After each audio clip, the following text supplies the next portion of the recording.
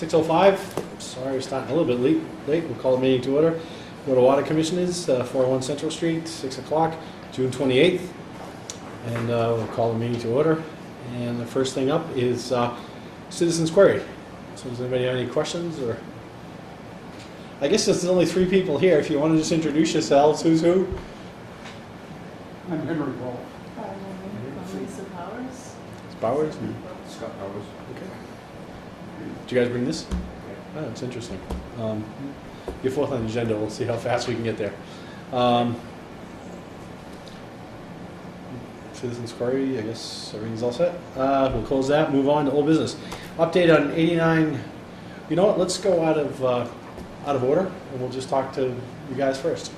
How's that? So we're gonna go out of order, guys. We're gonna go number 4, discuss the cross connection, Scott Powers, 73 Boxford Road regarding a private well. And did you guys have a chance to look at this? Did you have one for each of us? Just come in to read it. Yep, so give us a second to read it. No problem.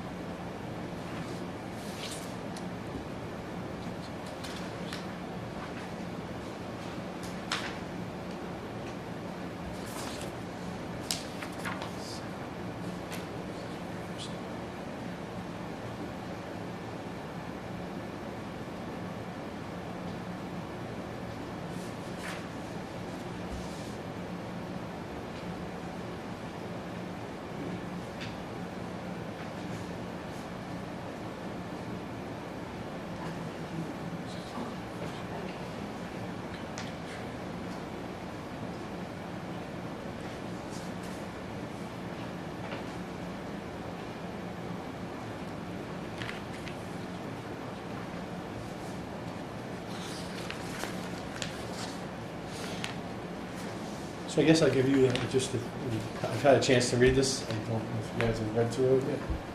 But if you just want to talk about this, or Yeah, your curb box, that's the last point of safety for your water line, right?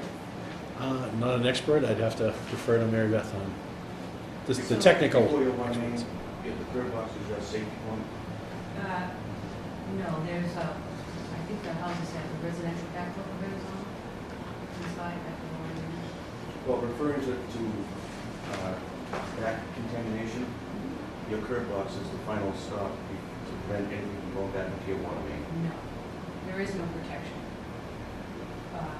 A residential well is considered a cross-connection, potential contamination source for public water supply per the Mass DEP drinking water regulations, CMR 2223. And there can be no connection. So the board has discussed and voted that folks have to pick one or the other. You either keep your private well or you have town water, but you can't have both. I understand that completely, and for the past 29 years, my well has been in use, and the town water's been in my house, never used. It's just kept in the house with a meter. So for 29 years, we've had a meter in the house, and now all of a sudden we're getting hit with a $30 a month charge by not using any water. And the water line is not connected to our well in any way, shape, or form. There's the potential for the connection. Well, That's okay, that gets me back to this, what I just gave you folks. The locks for the curb box. Have you guys researched any locks and curb boxes in the past? No, it's not about locking the curb box, it's about separating the connection from the public water system. And the only clear and way to do that is to cut and cap the service from the water main to the curb stop. You can leave the service on the property, we're not gonna excavate that up, your service will stay intact. It gets removed from the curb stop to the water main, you repair the water main as if it's a main break, you put a clamp on it. That's all. And that way there is no connection. You can continue to And use your... it's not just all of a sudden, it's just that the DEP has been ratcheting up the regulations. And now they're gonna be coming, we have an audit due shortly. I've contacted DEP about the situation that you folks are putting on to us about cutting and capping. They have no rules and regulations for cutting and capping. The this is what you folks have decided to implement. For the Could we- most part, they're fine with shutting off the curb box, removing the meter, and shutting off the water in the house. That's contrary to what the person that was here from the DEP I was was here talking at about. that meeting also. Yeah, I talked to her, that doesn't, that's not how I heard it from I her. sent a letter to the DEP Mhm. asking them about this, because, and I just think it's crazy to have to go through all this. If you're worried about people turning on the water and just running water into the house and using it, you should probably consider putting locks on the curb boxes. Well, it's not so much running the water in, it's a matter of cross-contamination and having, and again, from what I read with the DEP, it was physical separation. That was the key element, is they said you have to have a physical space between those two services. And so you can't have town water coming into the house whatsoever, not in the house, but if you can have the pipe sticking out as long as it's cut and capped. But you can't have it connected into your inside water. So now let's take this to the step that I sent a letter to Sarah last Friday, she forwarded it to you. Yes. It's in the About, packet. about putting a meter socket, a meter pit, out within 2 feet of your curb box. This is number 4. Okay. Now, when It we- is it's the first sheet of the stuff that's. No, Yeah, I just took it out a little bit. Oh, sorry. No, it's okay, it's just we already have a picture. trying to get organized.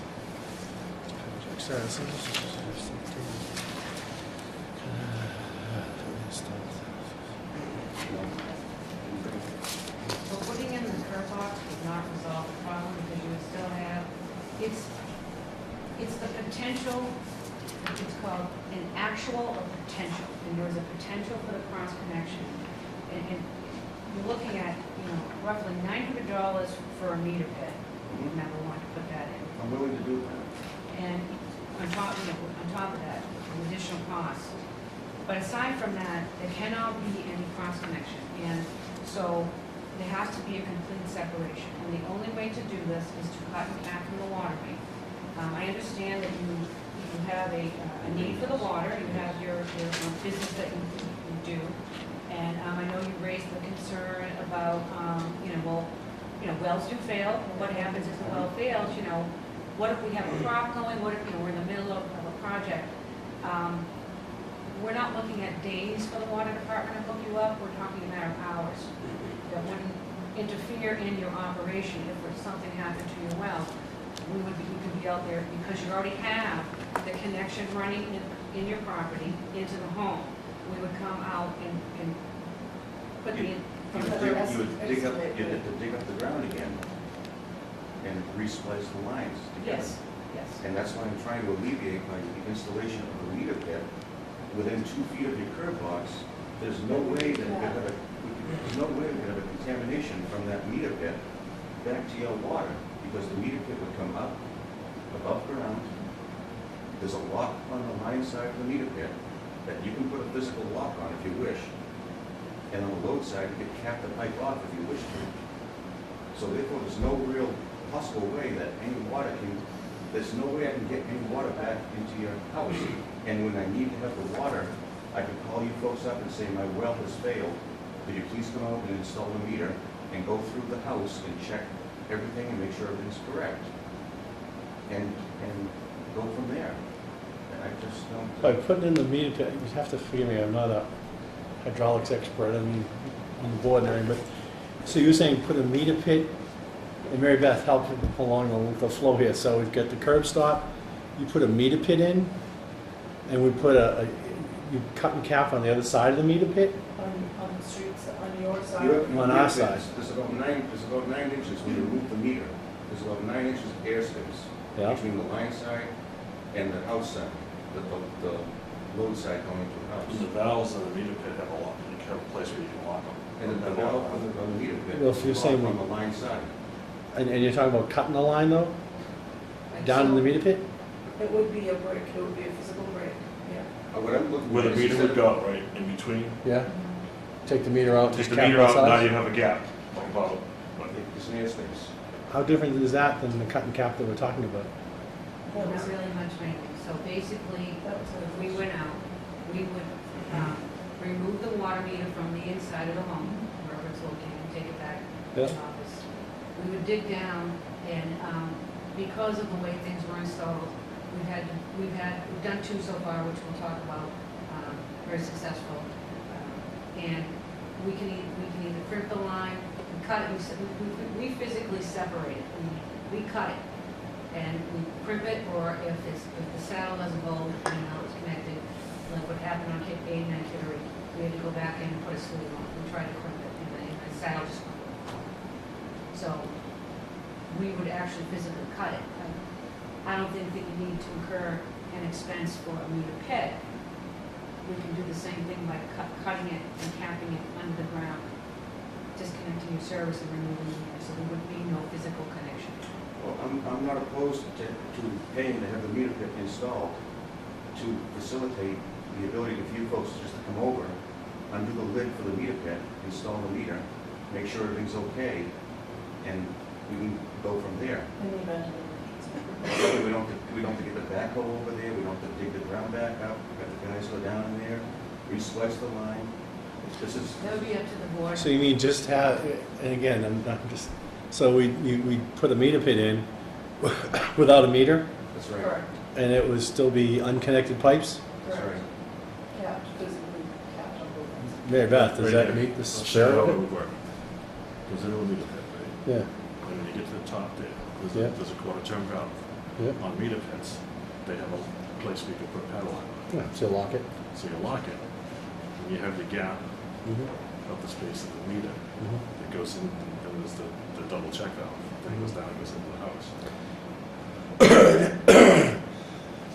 And so what you're asking for to do that, so if you ever had an emergency, we wouldn't have to get a backhoe, you'd just go into the meter Just go pit? in, unlock have it, them put do the the meter work. in, and then they'd have to hook it up in the house. So we have a hydroponic greenhouse that we Yeah. run, I know, yeah. Which is considered. time is critical. And so this would save having to get an excavator, line it up. Just Doesn't the that town. make sense? Yeah, I get Makes that. total sense to me. It still meets, you know, a physical space between our water Is and it the actually house. locked by our lock? Bernie, do you have an opinion on this? Well, I don't know enough about the DEP requirements, but from a common sense perspective, it's a clear separation. If that's the ultimate criteria, then that makes sense to me. I mean, it sounds like this is a kind of solution that if you were building a new development, you didn't know whether if I'm the developer and I didn't know whether people were going to have wells or not wells on their property, then I would go for this kind of solution. Because you certainly don't want to backhoe on a repeated basis, and that just doesn't make an awful lot of sense. I mean, the common sense, and again, if I'm being very naive, check, let me know. Clearly, in the house, if you cut the water, take out the meter, and you've got a physical distance in the cellar, you've got a physical distance in the cellar. There's a break. But apparently there's Well, you there's can only more- guarantee it until you walk out the door. Right. So now, This, I- if I- so we- now, That's the I agree with that situation. so we're in now you've got a guarantee, which is nobody else has got a key except the utility. Mary Beth, do you have an opinion? Well, you need a bridge to turn the service on and off, you can't just turn it on and off with anything, it's already a key, Okay. so. So maybe with this solution, you do, It looks the same, it's not really a lock, it's a gate box. yeah, I'm talking about this solution. I'm talking about the meter pit. Oh. I mean, do you have a, Meter pit having a padlock. You What turn with the a valve wrench? off, because they're designed to have, the shutouts are designed to have a You mean lock on them. The boxes that we standardize with for the system, No, in the meter pits, in the meter pit, yeah. Your quarter turn valve inside there, yep. at least when I worked here, they all had Got a hole in it. holes that they line up when they're off. Yeah. You can put a padlock on, just like the gas company locks off your gas meter. do you, I guess my question is, with this solution, because it looks like it meets the requirements of physical separation, do you have any feelings one way or the other? Well,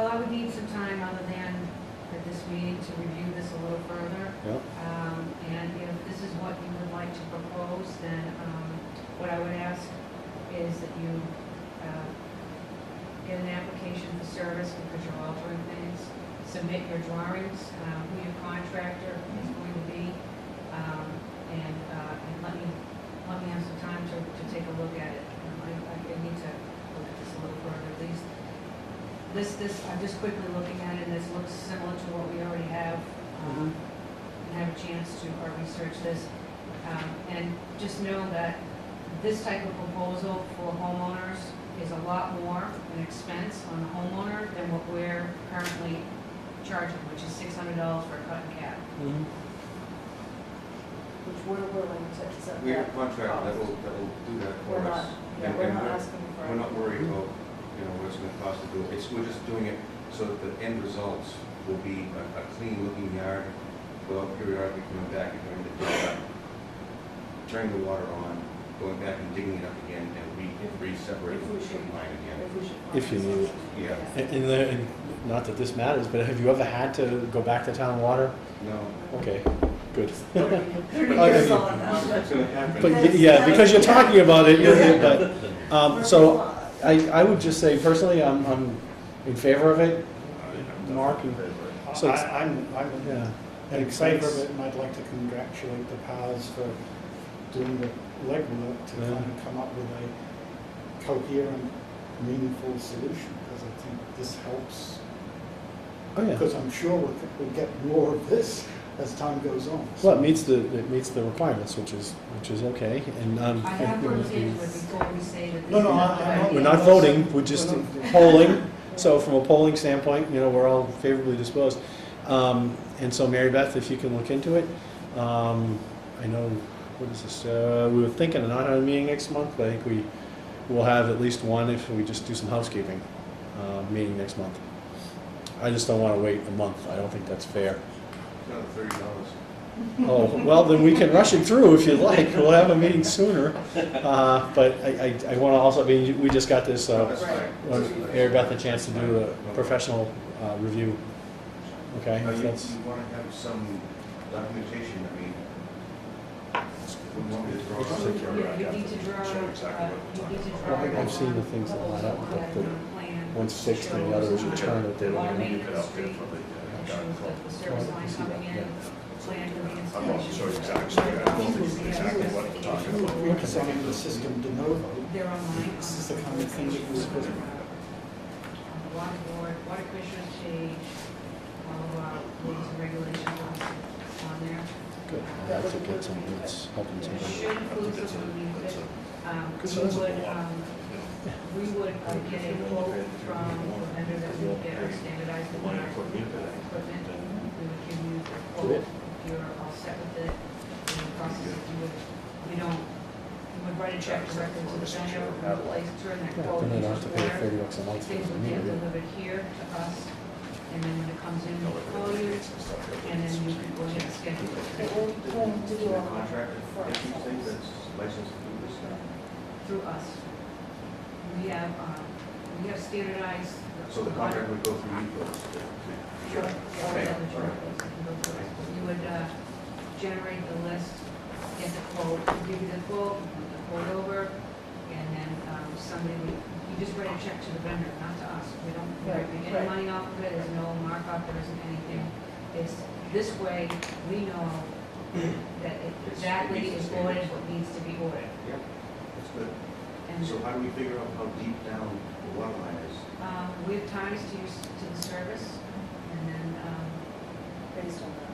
based on that, So you know how far down I do not. the curb box I is? have to look it up. I was gonna say, before you open up that curb box, you stick a finger out there to get a measurement? No, No. that rod goes down. So that sounds good to me. Yeah, so we're positive, and then we're just gonna wait on Mary Beth's professional review, make sure we get everything set and, It's actually able to be done. yeah, it appears on the surface that, it's a novel solution, which is, well done. And we'd certainly back it, and again, but from a technical standpoint, she's got all the letters after her name, and we wanna make sure that, and it's not just for us, but it's also for yourself. Down the road, you know, if you move from that place, you wanna make sure that someone doesn't say, I did try to cover all the bases, you know, to It looks like- everything, to put it as close to the curb rock as possible, to remove any chance of possible contamination, plus having a lock on, that's a double, it's a lock at the meter pit and a lock at the curb rocks, so you've got two means of preventing any water flow from getting back into the system. yep, no, it makes sense. Thank you. If it's to Bernie's point, it makes sense. So, but we just do have to do our due diligence on it, that's all.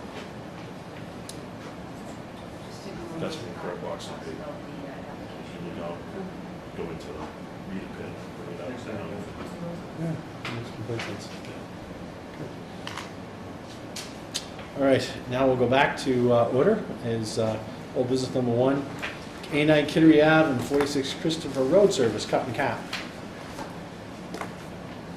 Yeah, everything went well.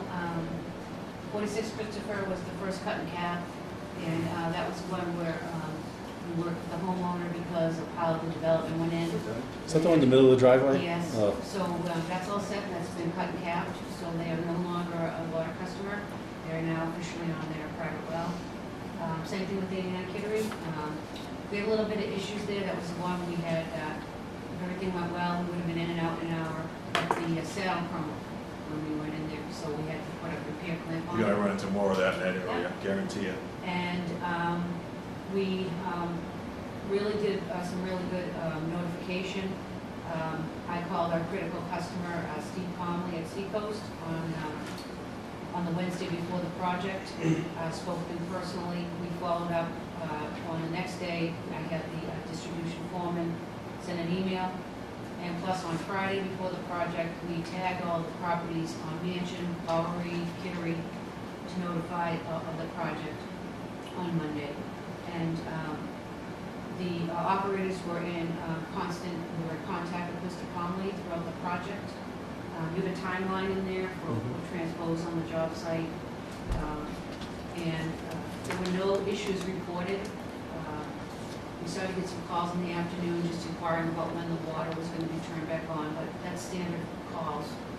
But there were no complaints, there were no issues that I'm aware of. I received no phone calls or no emails from anybody, so things went pretty well. Good. Good. So can I ask a question? Sure.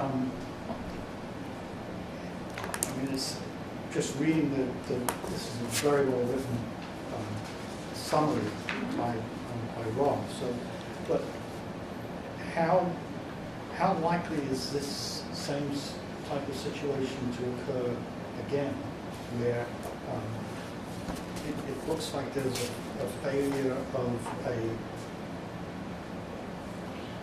key component?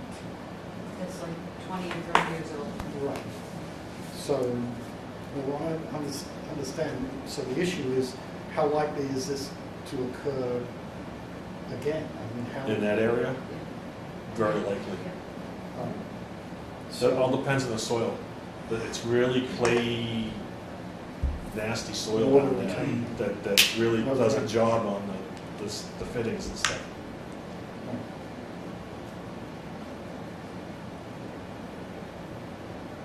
So I'm asking that because when we go to plan replacements, I mean, these areas may be the first ones we should kind of think about. If the stuff is already corroded down there already, it's probably on a higher priority to plan. Well, the hydraulic survey that's going to be done, we funded a meeting or two ago, Yeah. will really tell us strategically where to look at. And while that may be crumbling pipes, if the town is going to rip up Central Street, we're going to do Central Street first. For the fact that the cost of repaving and everything, it's cost effective. So once we get the hydraulic survey, we'll look at our critical spaces, and then we'll work with Patrick Snow and the rest of the town to figure, I mean, this is something we've discussed several times. What Pat did last night, hiring Yeah, that company. that was one of the reasons why I was So, raising. yeah, I would assume that Mary Beth would be working with him and lining up stuff at the same time. Yeah. Pat and I have been talking about that it makes more sense for us to follow, if feasible. If there's a water main that's there that doesn't need to be reworked, but if they're gonna be digging up a whole street, it would be beneficial and cost effective for us to go in and replace the water main and upgrade it, all new services, hydrants, gates, add gates that we might be missing in an area. It's our chance to, and it would be a money saver. You mean from the 3 and 4 way PVC stuff that you found? Yes. Yeah. So, but I think what Mark is referencing is last night Patrick talked about They actually hired a a new software. company that's Mapping coming in software. to rate all the roads. And that- Yes, so that there is, more or less, instead of just going out and looking at the roads, you actually have a company come in and professionally rate Map. each road, so that it's not, well, Set okay, metrics against the road. John wants his road hot top, so we'll do his road this year, and that, there's no rhyme or reason to it, now there's gonna be a reason for it. To- Right, but the most, quantifications. but it's a big database and it's Yes. a mapping software that kind of seems to me to be connected because they actually talked about other utilities who would be using the same kind of software to kind of identify. Which is what Mary Beth is already I smell, working Water on. main I smell replacement. budget request. No, we're already doing it. We're already It's doing part it. of We the already asset signed it. management program, we're already Okay. doing it. That's the capital efficiency plan, Yeah. we're already doing it. No, I don't mean for us, but for him, if they want all the other utilities to pile on this one, Well, it's the All the other common, it's utilities the are common, basically us, the common database. it's a It's lot, light well, department. electric, yeah. in some So places. that's light, and, okay. Then the gas company's private, so. Yeah, well, makes sense, so, and I know we're working on that other one. Okay. Anything else? No, All right, I'm gonna move on. 2, discuss cross-connection for Antonio Pasini, 27 Wilson Pond Lane regarding private well. We don't have a folder on that one, these are just, No, just an update, these were 2 other water customers that drove private wells. 27 Wilson Pond had their survey last week on 6/21, and we've made contact with 15 Isabel, but they were on vacation and said they would call us when they came back. So that's just a quick update on those. do we have a sense of how much revenue these accounts were? I don't.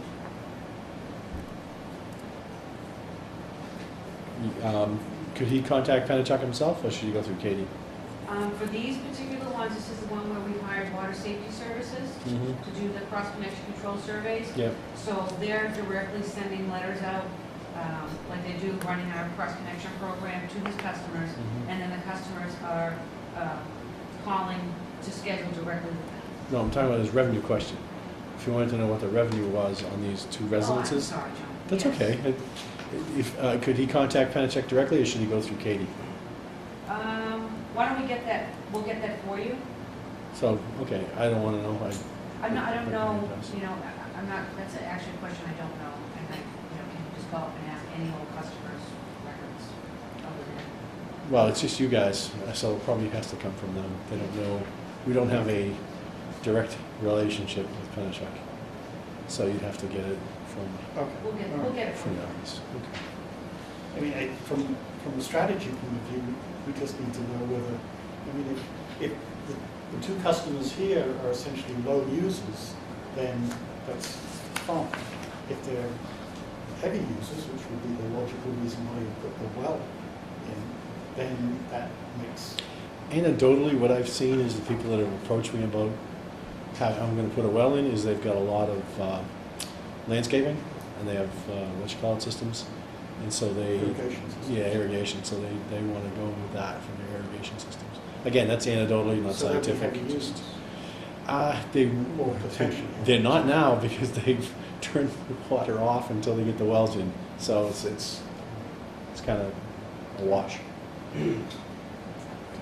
Anything else on the old business? Okay, we'll go to new business. Number 1. Discuss the Conservation Commission determination letter dated, excuse me, June 16th. Allergy season.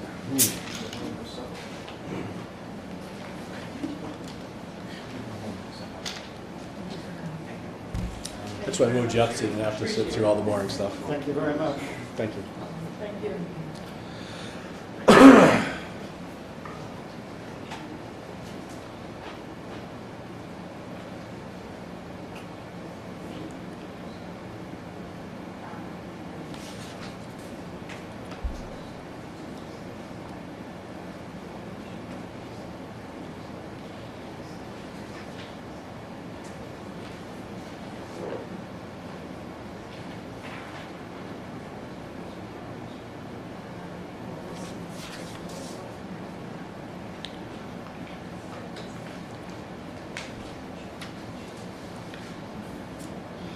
actually went and saw Brett. Yeah, I went and talked to Brett. So this was a really good one. And some stuff came to light, and we had suggested we would walk through with the wall. We need to get control of that. The other thing you can suggest is that if we're scheduled on here, we have that Mary Beth and one of us. Yeah, I didn't know. I didn't know. I didn't know anything about it until I watched the meeting. I got a call from Mary, from Deb. Why would you do it? Yeah, So, yeah, okay. So, determination letter. Do you want to comment on this? Or, If you recall, we were just trying to do some upgrades and improvements, and we were working on the entrance, which basically goes into the open space, the 12-foot easement right away. We have the Conservation Commission. There was that silver gate at the beginning, and we had some rocks there. And I had gone ahead and filled in the rocks and made the wall more solid. And we came back in and put some daylilies in front, and I put up a do not block the gate sign. I really did not realize that that was something I would have had to get permission from the conservation. I talked with Brent about it. I wrote a letter to the chairman of the page about the project. And they met, it was on the agenda, and they met. I didn't realize that they were looking for somebody from the water department, whether it be a commissioner or myself, to attend. That was never mentioned to me. It was only mentioned that what I needed to do was write an after-the-fact letter to the chairman, and so that's what I did. Had I known I should have attended, I would have attended that meeting. yeah, we'll reach out to the, I went and saw Brent to apologize we weren't there, but, you know, in the future, I just said, if you're having a meeting, get a hold of Mayor Beth or myself, or one of the commissioners, we will get there. So, just kind of a mix-up in communications, happens, human. I also, when I met with him, he was talking about the road, and there's another easement in here with the Pingree Farm, I don't know, condo, or whatever that is. There's another whole situation to deal with there, which is gonna impact our request to change the road.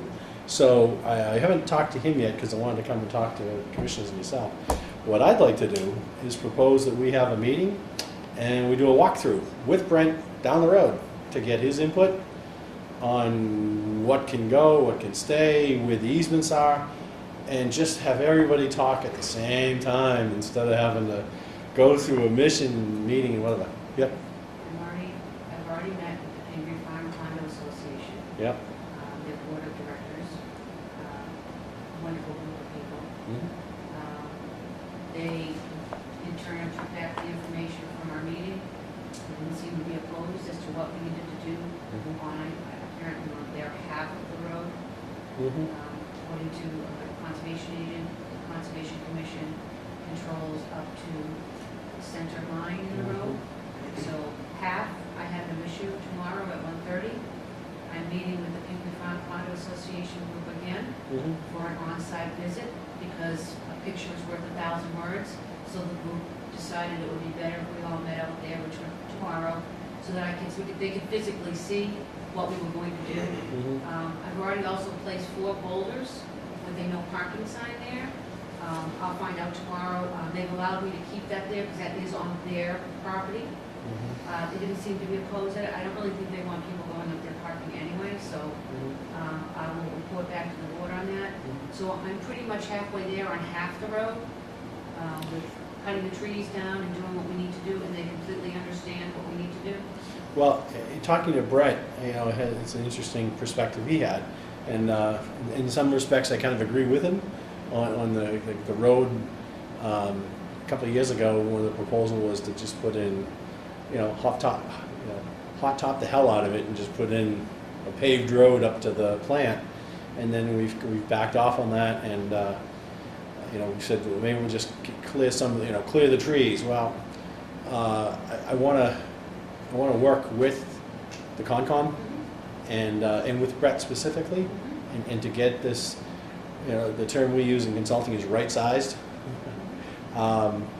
And instead of just kind of having to bounce back and forth, is I'd like to get a meeting with the commissioners and invite him to come and do it some evening, you know, at 6 o'clock, and walk down that road and just kind of say, Brett, we're thinking this, and boom, boom, and he already said to me, there's like 3 trees that gotta go, because they're sticking in the road. But he was talking about maybe having some pullouts, very similar to lumber roads up north, if you know, if you've So you seen. can go by, somebody's coming, Yeah, this is not a high traffic road, But and so. you're trying to get out and there's a truck coming in. And so maybe, 3 pull-offs or something, and it made a lot of sense to me, because that way we can keep the road a little more countrified, and it still gives the trucks, we can improve it so the trucks, to me, it's all about the safety with those trucks carrying chemicals, bottom line. But it's also the safety of the people that have to use the road, the guys and girls working there and anybody driving, is to, make it, get Brett's input and have it Rowley-fied, I guess. I think, everything you put together is spot on, but I think kind of reaching out and working together will go a long way to helping us get the project done, and also kind of pay for sins of the past, I guess. Not that you or any of this board has to, but I think it would be nice for us to kind of do it in a more Let's all work together. synergistic. Yeah, we're all in the same We're all the town. same, yeah, exactly. So I know it'll be a little more work, but I'd like to try and get that set up. So if our next meeting, we come here, we'll do a couple of housekeeping items, like for the powers, of, get your input on that, boom, boom, boom, boom, and then say we'll meet up the road at 6:30. So, do you guys, yeah? I just need some clarification. So what is it that the board is asking me to do with Brian? Are you asking me? Set up a meeting to do a walkthrough of the road Okay. for our proposal, and to get his input directly to the board, if he'd agree. But if he doesn't want to, that's okay too. Okay, so set up a meeting to meet on site with Brent Yep. for all of us? Yeah, the commission, any of the commissions, So well, this would be a posted done on meeting. A posted meeting, okay. A posted meeting, yep. Posted meeting. And as a courtesy, if the condo association wants to have someone attend, it's a posted meeting. Let's inform them and Okay. do it all at once. I'll mention that tomorrow at a meeting. Yeah, we're gonna try and set something up with the conservation agent, the board of commissioners, and Get everybody together, everybody knows where everybody else stands. no surprises. That's what I want. So just, because I'm trying to remember what the proposal is. So current proposal is to essentially Widen that road, so that cars can pass, so it's 2 lanes? roughly. I think that's what the Widen current up proposal for is. 2 Right cars per now, there passenger. isn't room for people, so if I'm coming up the Pingree Farm Road to build a treatment plant, and somebody's coming down the road walking their dog, I have to come to a complete stop, because the person is like right there, walking by the truck.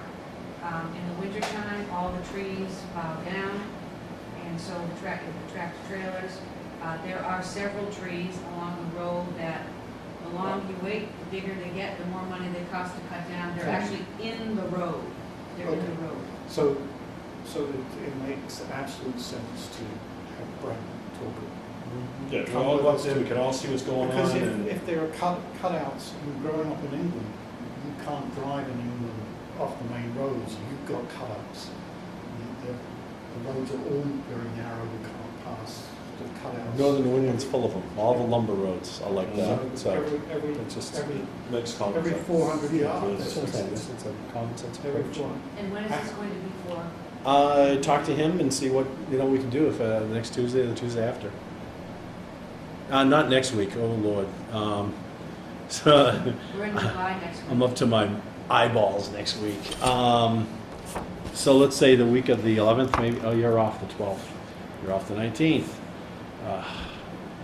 So let's try the 14th, possibly. It's a Thursday night. July 14th? Yeah. Okay. And as an alternative, the 21st. And the only reason, gentlemen, is that Mary Beth is out those Tuesdays. She's in upper time. Which is good to see. Some vacation time on the calendar. Good job. So July 14th would be and then July 21st. Alternate? Are those both Thursdays? Yes, they are. and 6 PM on site? 6 PM here, 6:30 there. So we'll go here, we'll get some housekeeping stuff done, we can address the power So we're situation. saying third, is that a Thursday? It's a Thursday evening, yeah. So Right that there. would Let me be- just double check, because I may be busy. That's okay. Thursday nights, Yeah, well, that's- EMT and fire department stuff, is Yeah. on Thursday night. can you make it? I'm retired, I'm retired. Ah, jeez. No, I will have to give up my supper, so, yeah, no, that's okay. 6 o'clock is fine. Okay, all right, thanks. So the 14th or the, 21st. so far I'm clear. Good.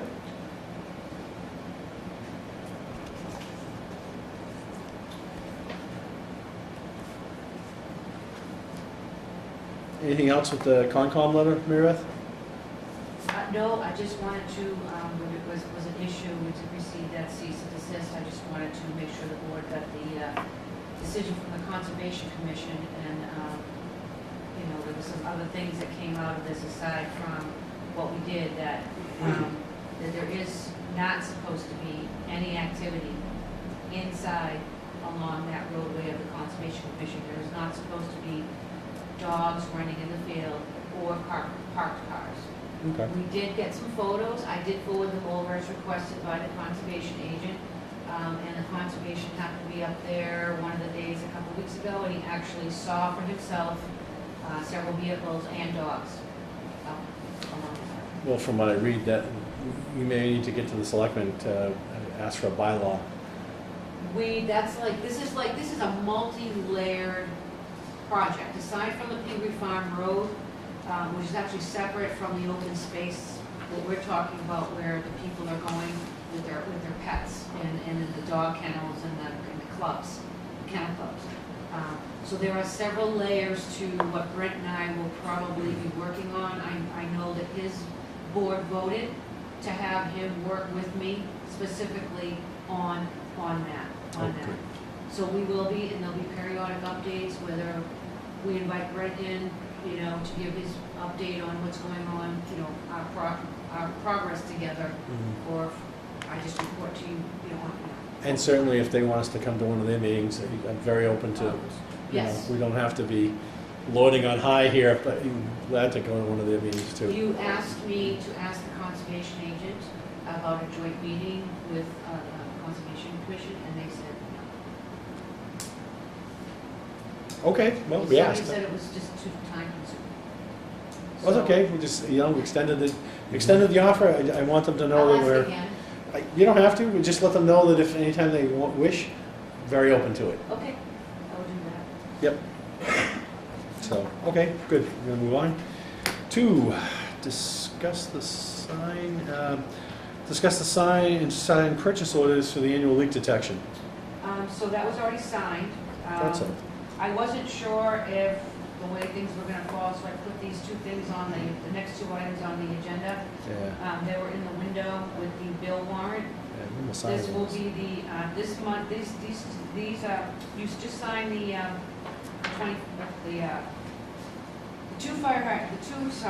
two purchase orders that were signed by both Mr. Emery and Mr. Cullen.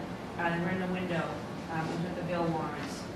It's the annual leak detection. This is because we need to schedule these things, so it's going to be scheduled in August. So we need to have all the paperwork ready to go and lined up for July 1. This will come out of fiscal 17. Did I miss the bill warrant this morning? You did.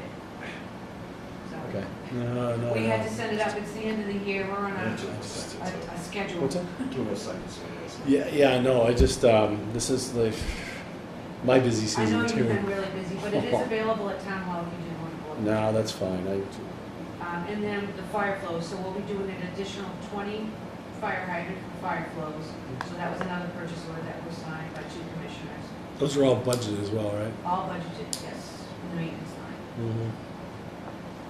And that's it. Okay, update on the lead and copper sampling. So June, we did our required lead and copper samples, and we've started to receive pretty quick turnaround to some of the partial results. Not ready to report any results yet, but just a quick scan. We had 3 locations that were over the MCL for lead. All locations results received back for copper were well below the 1.3 milligrams per liter for the copper. Once I get all the results back in, I'll be calculating the 90th percentile, which gets reported to the DEP. Based upon the numbers, we'll be fine. We're also in the process of generating the letters. We started those today with what we had come in, because we send these letters out to the customers, letting them know what the results are and then where they can find some additional information on our program. And that's it. Now, do we test it at the end, out of the tap? Are these the tests we're doing, or the This is the system? unique sampling. This is the one where we drop the bottle off for the homeowner, Right. and we have to rely on the homeowner to collect the first draw sample in the morning. Yep. And then we go by and we pick up the bottle and then we deliver it to the lab. Yeah, have we tested the schools? Yes, all the schools in town are on our sampling program. They are on a rotating schedule. We did, I don't have it in front of me. It's okay. We did 2 schools this year. What we do at the schools, we take 2 samples at the schools. One's in the kitchen and one is in a bathroom. So those are only locations that we take 2 samples. So we did sample 2 schools, did not get the results back from those yet. And then we notified the school. Yeah, I think those are kind of high priority, so could you just share those with the commissioners when you get those results? Oh, you'll have the whole, when it's all done, you'll have it all be in the mailbox. I'm talking about when we get the school's results back, Oh, sure. that's a big deal. Yes. You know, I talked to Mary Beth yesterday and looked at the results for Pine Grove for 2015. So, because I had a similar kind of heads up from the news stories yeah.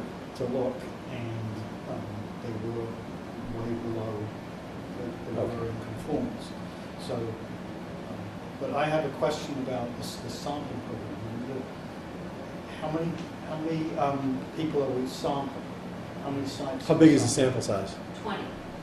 We're required to sample 20 sites. I've done it once in the course of the years. Yeah. Got it So- with water. So I don't understand this. This is the state. What is a 90th percentile? If you've got a sampling size of 20, the 90th percentile, what percentile of what? It's a form we fill out, and it's, just read the instructions. You put the results on the Mass DEP's form from, is it lowest to highest, and Right? then you count up. And that's it, 98%. It's a ranking. It's really not, All right. It's the So formula, it's the we'll formula get they to- use. it's a formula they Right, use. so we'll get to see all 20 samples. Yes, they'll be on our website, like they are, all the information for this program, because of what was going on and trying to be proactive and getting information on lead and copper on our website, that they will be posted on the website as well. And the old results are there, I believe. The old Okay. results Yeah. are still there. Because Yep. I remember looking at it, so. So, okay. Anything else on that? Yep, that's it. Good work on that.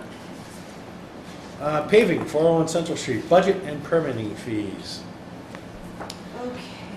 So one of the things that, this notice saying that they're looking at permitting and stormwater with the Concom and such. And when I was talking to Brett, I brought that up, and his impression was that we wouldn't need a letter of intent. He said, no, I don't think you need that. He goes, that's already been an approved project and such. So the other question I have, and just, when we're talking paving, are we talking about from the building out or from the street all the way to the back where it's all gravel in the back? Project encompasses from the end of the building out to the road. Okay, so it's not even impacting the gravel part. No. Okay, so, Basically, it's finished off now. yeah. So he just seemed to be he kind of raised his eyebrow at that. We've had some preliminary discussions because of other projects that we will have to be doing some permitting through Concom that I didn't anticipate. This property is surrounded by wetlands, so I don't know, I know there was some confusion because we have a lot of projects. Most of our facilities are in or surrounded in wetlands. So Does that make sense? we did, this is, to my knowledge, the only ones who have approved this project is town meeting by giving us the funds to move forward with this. I haven't done any work on this other than, you know, preparing a bid spec and working with the engineering firm.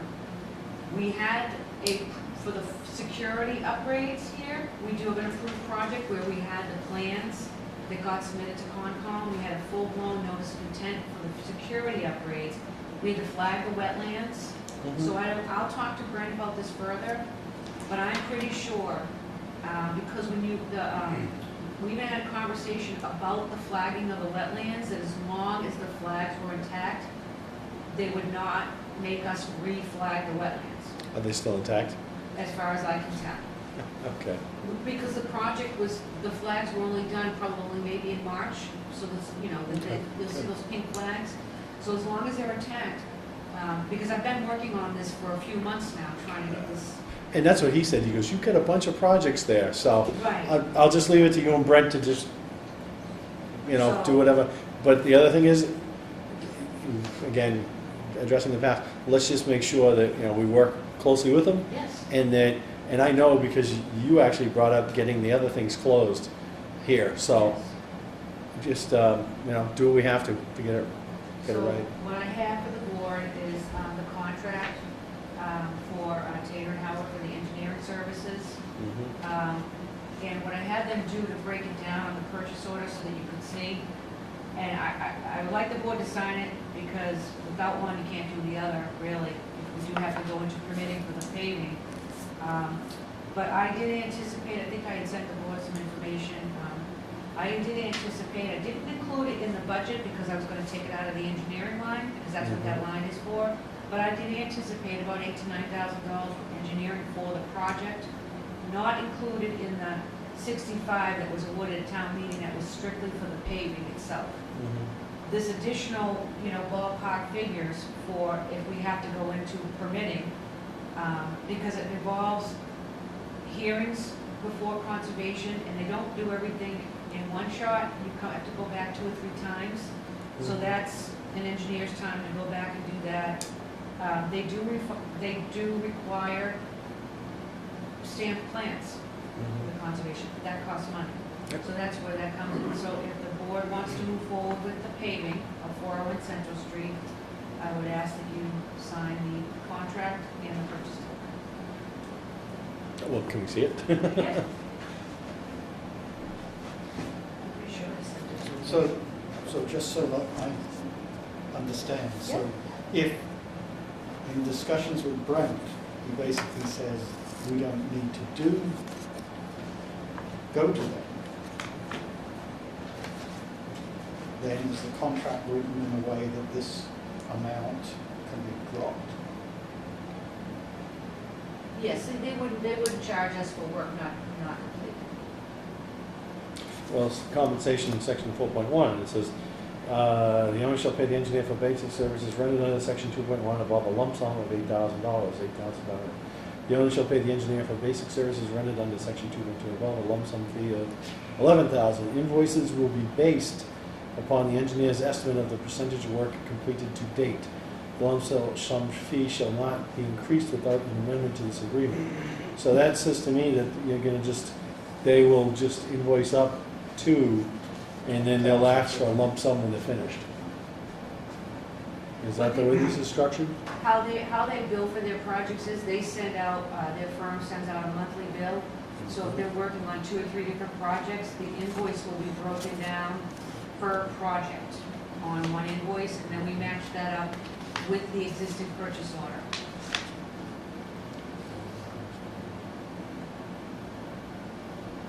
Right, but the way you just read that language, it's going to cost us $20,300. There's no components to it. Well, If they don't do something, if they don't have to do something, we're still going to see a bill for $20,300. No, that's not true. The engineering firm would not send us an invoice for $11,000 for services not rendered. They would not invoice for that. They would only invoice for what they did.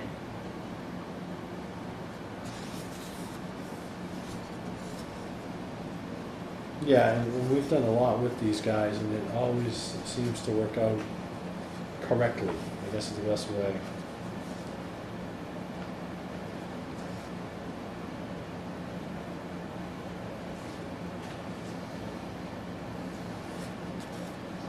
Yeah, I would like the language a little different, but I'm not a lawyer, and I don't want to engage lawyers to lawyify something that we've done with these guys quite a bit. If the board wants, you can make a note next to that section 2.2 on the contract. You could write on it and say, if needed, and you could initial it. You can make a note. You can alter that, and it will still be, you know, we're gonna do the first part, and if needed, if we don't need the full-blown permitting process, We should signal to Yeah. them that and it will still now be that fine. it may be a small project and they may have planned for.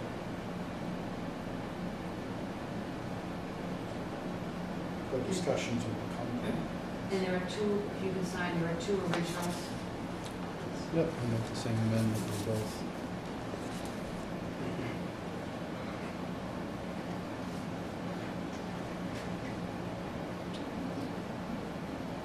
Is your signature going to go on the corner?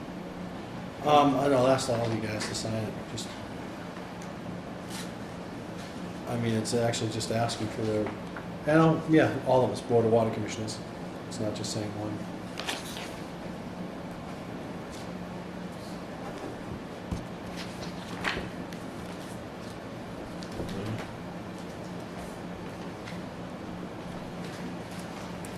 It'd be nice to get this, have you put that out for bid yet?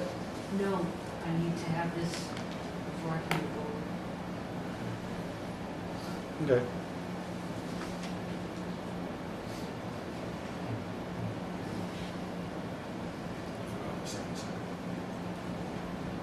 Oh, I made the changes. Yeah, let me just get that signature real quick.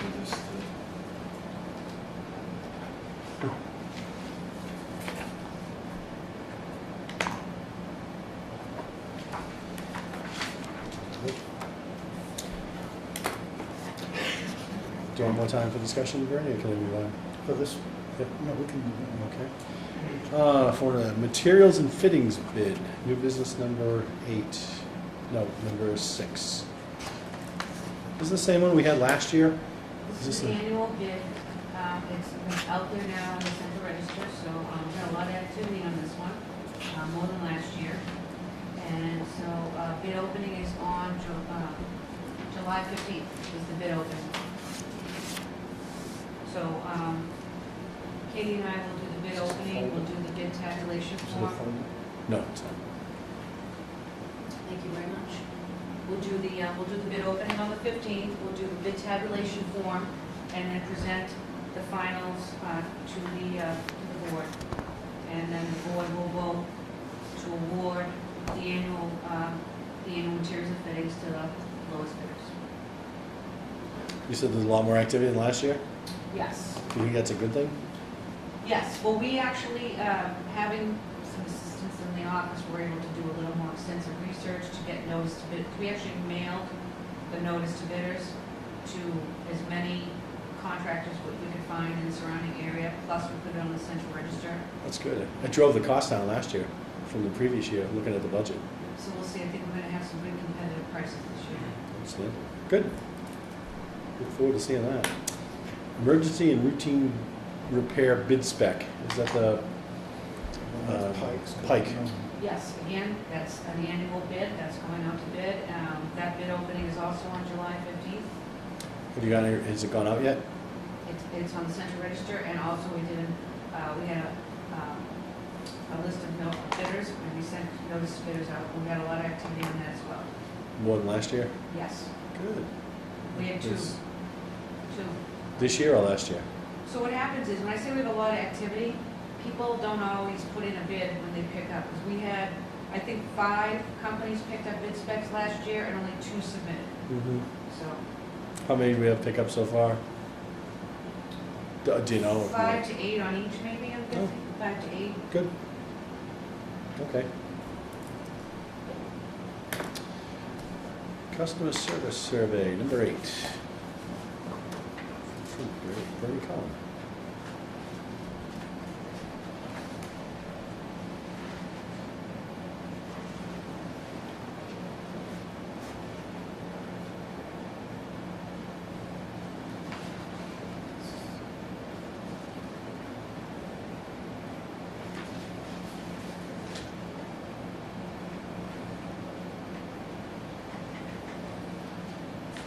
Well, item 3, I'm looking at this, the situation of people that have wells, that's Jim Heights or Whites, the company that's going out to do those surveys in conjunction with the Board of Health, isn't that where we're gonna validate, I'm looking at the letter from Bernie to you in item number 3. How do we determine if people have a well or not? Oh. Yes. Isn't that- Water Safety Services. Right, just remember the guy's name, that's all. Just since you brought that up, we did find, yesterday, there was another anomaly, just to tell you, we fixed it. We did investigate it. We have several customers that share the last name and, in town. So, Only several? well, so what happened was is that this Probably customer Ben's. called up and, was just inquiring because their payment didn't post on the account. And so the customer was listed at one address. We did not have, our record didn't show. He gave his house number. We had him listed on another street because it was at the corner of 2 streets. So that's been resolved. So see, we're continuing to find these things, so that's, kind of similar to what happened here. That was another one. Ironically, same last name. Don't know if they're related, but same last name. I can't say anything without getting in trouble. Then I strongly recommend you don't say anything. Although some of them would take it well, the others may not. So Bernie, since you had some draft suggestions here on how to set this up, Bernie, you had some really good stuff when we chatted. Why don't you Right, share all that? so my sense here is, we don't know enough about, anecdotally, we probably hear from customers, but we don't have a more systematic sense of what the customers are thinking about and how they're reacting to the services that we're providing. I spent most of my professional career designing surveys, and so this is designed specifically with open-ended text boxes because I'm not interested in the score. I'm interested in understanding what's actually going on and how people are responding to the kind of the services that they're receiving. So I'm less enamored, although I understand why you kind of create a kind of a fill-in-the-box survey. It's quick and easy, but it does 2 things. It means that the person who's responding is just giving you a reaction, and rather than an explanation. So if we get this data back, the immediate thing that we're required to do, we have to do is figure out, okay, well, when they say they disagree, what are they disagreeing on? Mr. Emery, open meeting law. Please, Sorry, say again? that's fine. Hmm? All set. Oh, right. So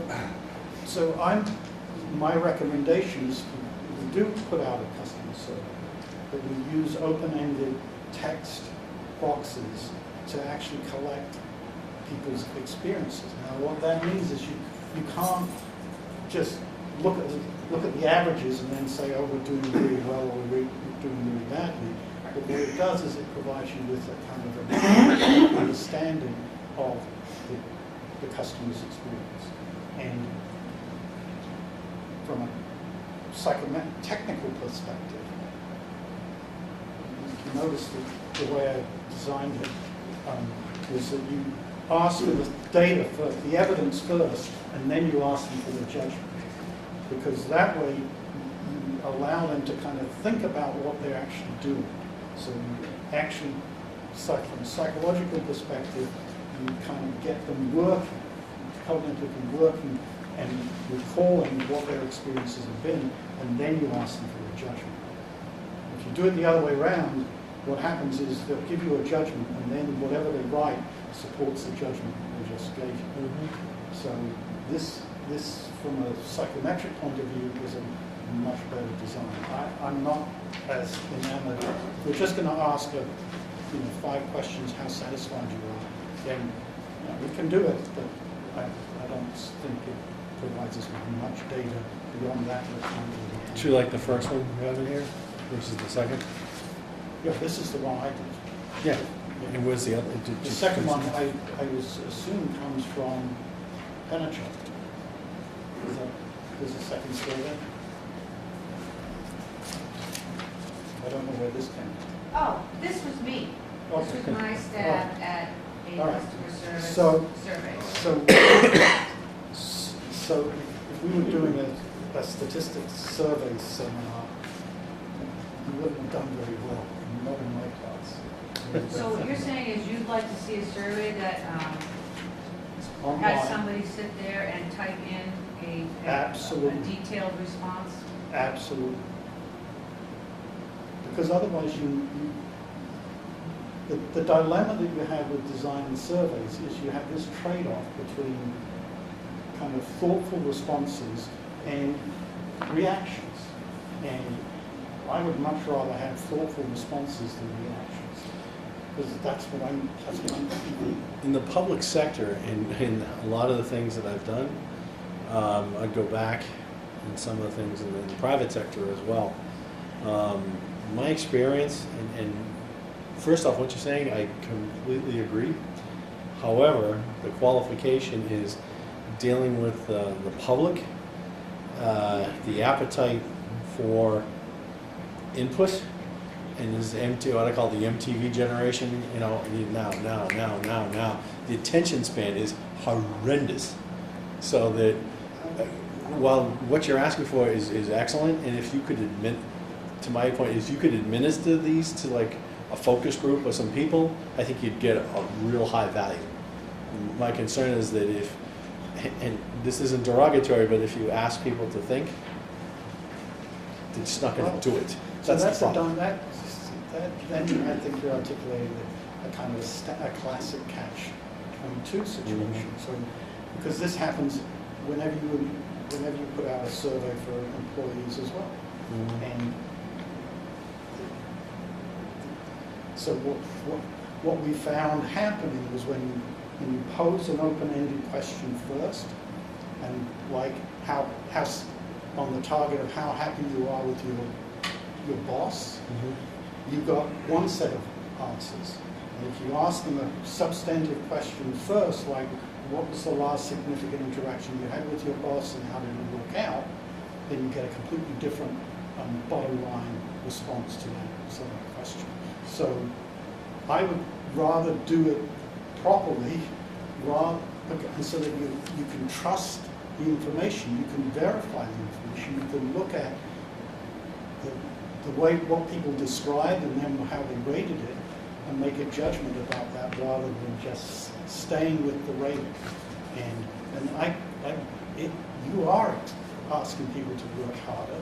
So I would much rather shorten the survey from six questions to 3 questions and still use this format, rather than, if that's a concern, rather than just asking them using use a Likert type scales and do that. So, all right, so what is the intent of the survey? What does the board, to vote to move forward to do this? What are we going to do with all of these essays people are going to submit on their good, bad, and ugly experience? We have satisfied customers. If everything comes back, people offer up an awful lot of suggestions, but not every good suggestion can be incorporated into what we do or anything. So so I know what are we looking, I really don't even know really what we're looking for as far as, are we looking at how we're doing here, customer service-wise in the office? Are we looking to evaluate Pennachuck and only Pennachuck's service and what people view their reaction, interaction with My our view, water quality? I mean, my what view do of we- this is it's a quality survey.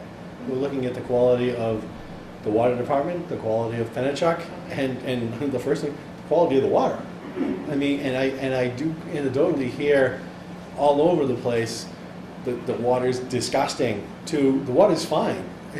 A lot of it, and we've had this conversation, is coming out of the plant is outstanding, and then it's going into a 50-year-old distribution system in some areas. And one of the water scientists that was here was just saying that with the flushing program that you've implemented, it may take 3, maybe up to 5 years to get all that manganese out, and that long-term, it'll get better. And I think just kind of following along, I hear things, again, not scientifically, anecdotally, getting better. You know, the Perillos notwithstanding, they're in a tough spot, which I think we need to make sure we keep on things for them. But yeah, it's a great start. The only thing I'd add to this first one was just an overall, on a scale from 1 to 10, with 1 very unhappy to 10 things are great. How would you rate your overall experience with the Raleigh Water Department? And that's an open-ended question, because that could be, someone's mad about this or happy about that. That's the only thing there. But the big thing, Bernie, is we don't have staff right now. This is the busy season. They're out doing a million things. How would we collate and catalog I it? mean, the issue would be to use something like SurveyMonkey. You put the address in the bill, the link, and then you put it in for 2 months, and then you would compile the data from SurveyMonkey is easy to compile, and you just read through it. What does something like that cost?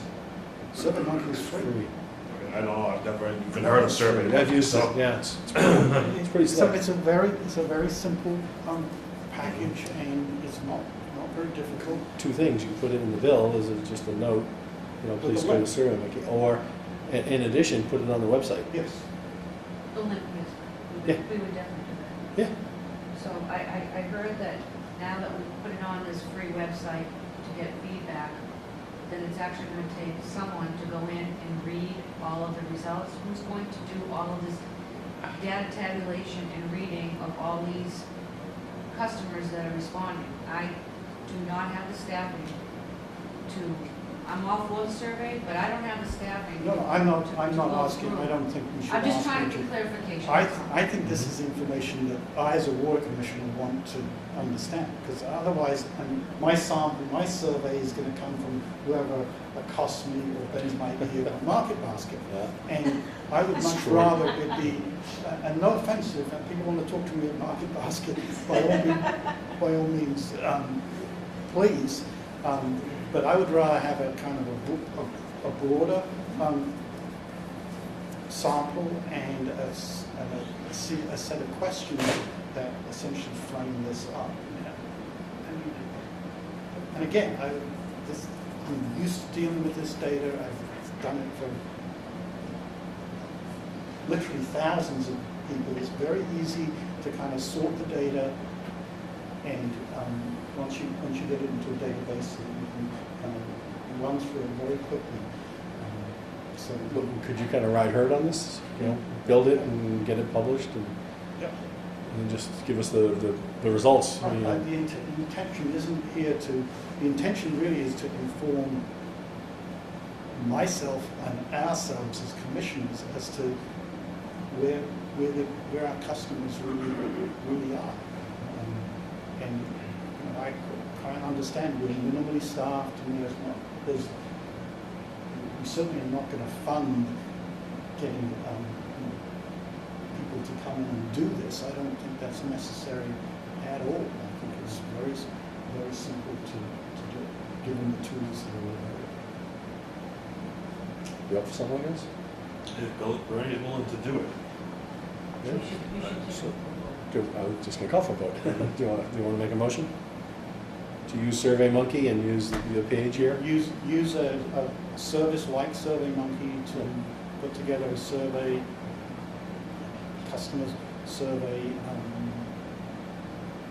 available through an internet-based survey that customers can use. Second. All in favor? Aye. Opposed? Unanimous. Okay, good. So Bernie, you can work on that and then work with Mary Beth to get it to Penachuk?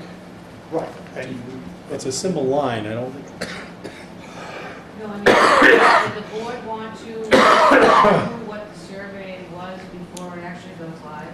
I would think that would be a great idea.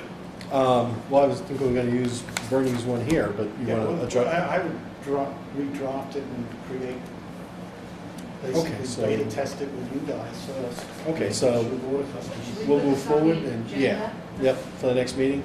Well, whatever that is. probably, the survey, well, I wouldn't recommend putting a survey out until after the first week in September, because, Oh, So that gives Okay. us plenty of time to work on it. all right, yes. let's push it because off you don't- to a It's future. like sending out surveys in December. Don't do it if you want the data. Okay, so, but now we've voted to have you start working on it officially. Okay, excellent. So you're looking caught that it was off, we're gonna put this on the August 2nd agenda. Okay. Okay. And number 9, discuss revenue options. And I'll read through this, revenue suggestions. Remove the discount, $116,000 in lost revenue. Number 2, minimum water bill, $25 for 2,500 gallons. Water accounts billed in FY15 under $20. That would be $62,500 in lost revenue. Senior discount, $2 or $3 or $5 off the water bill total if the account is current. Seniors 65 and older need to apply for this and show proof of age. And then 4, install a hydrant for bulk sales at 401 Central Street. I know my first opinion on this is no, no, yes, and yes. And with a further question at number 3, for the senior discount, what will be the revenue impact at that? Well, I haven't done that research, this was just, we had discussions about this months ago, and we Mhm. kept putting it off, and Yep. then finally it made it to the agenda for discussion. This is just strictly discussion, you know, looking for ways so that the board does not have to raise the water rates, but, you know, bring in revenues so that we can continue to operate. And these were just some suggestions for discussion or not. Yep. But those are, I just read them into the record and then just, in my opinion, rapidly on them. That was fast. Yeah, I had read it and have very strong opinions on the situation. So, any first opinions? Well, I think the discount, what it does is, I could see where we could come up with $160,000. It also, on the other hand, it's an incentive for people to pay on time. Keeps the revenue going. It's coming in at a regular rate. At this time, and with the pressure for the pressure on the rates to keep the rates stable, I really wouldn't want to even, you know, that's what, probably 2% of the budget, something like that. And that, you know, we're looking, this year's budget was able to come in a little bit less than last year's. If we can keep things stable and still with the increase in fees and taxes and whatever else, services, still maintain the rate steady without losing that revenue, you know, I think that would be better than to try and play games for a small amount of money that could then just put it to the point where we're forced to raise the rates, even if it's just a small increase. I think people are very sensitive to that. And I said when I started is I want to hold it for 3 years if we can possibly do that before we have to even consider it. So, and I think it's a contract with the people, the ratepayers that, you know, and I think Mary Beth, you've done an outstanding job, you know, getting a grip on that back room and the parts and the things that you did tonight with Pike and bidding that out, and then the replacement parts and getting bids for that and containing the costs and, you know, certain business I used to work in, the shrinkage, you know, what comes in the door, what goes out the door. Look at that back room today, that looks a damn sight better than the day you walked in here, and I'll leave it at that. And I can't help but think that is eliminating wastage. So efficient running of the department. Anyways, I got off my soapbox. Bernie? I think that the discount does ensure a more timely flow of revenue, that's for sure. And we're not chasing people, and there's a cost for chasing people. How it's, whether it's 5% or 4% or whatever, I agree with the notion that everybody is sensitive about the rates, and anything we change to increase the bill doesn't do us any favors. So on one, I'm in agreement. With the minimum water bill, I don't know about $25, but and I know this. I didn't attend these meetings, but I know that there was an issue around the minimums previously debated. I don't want to restart that, but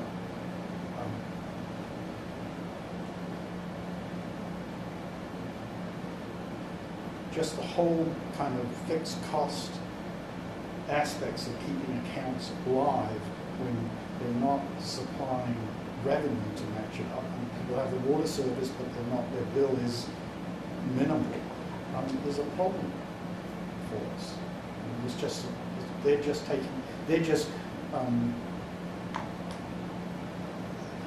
to put it, we're not kind of demand billing, you know. So people who essentially aren't using any water, they're benefiting from the capacity to use the water. They're costing us to build them, but we're not getting any revenue for it. So I would actually be for a minimum water bill. I don't know that it's $25. I mean, I would have to look at what the actual Unfortunately, and based on, I walked into this last year, Bernie, with that $20 minimum fee. What I found and saw was that you're hitting the most vulnerable population in the town. Single person, generally older, by themselves, fixed income, and they were taking it in the teeth. They said, you know, I only use $5 or $8 worth of water. Why should I have to pay $20? And you know, it really kind of made me step back and say, wow, you know, there's a lot of people in town that are just, you know, they're not living in the mansions, and it really was, it was a burden for a lot of folks. So I wouldn't want to make any decision on this until I looked at actually the data, including, you know, I would have a hearing on this to get people's input, and I think they will share their input. I mean, and they did. We had a hearing. Again, it was like the second meeting I was here for the last year when I started, and whoa, it was enlightening. This is a little different. $20 was going to affect all 1,800 water customers. Mm-hmm. This option to consider was to capture revenue, you know, for the department, because we have customers that, I've never heard of this before, but a water bill that's $6, $8, and a minimum of 25, regardless of the usage. And then the following one, so you talked about, come up with, because of course, just what you mentioned about the population that would affect.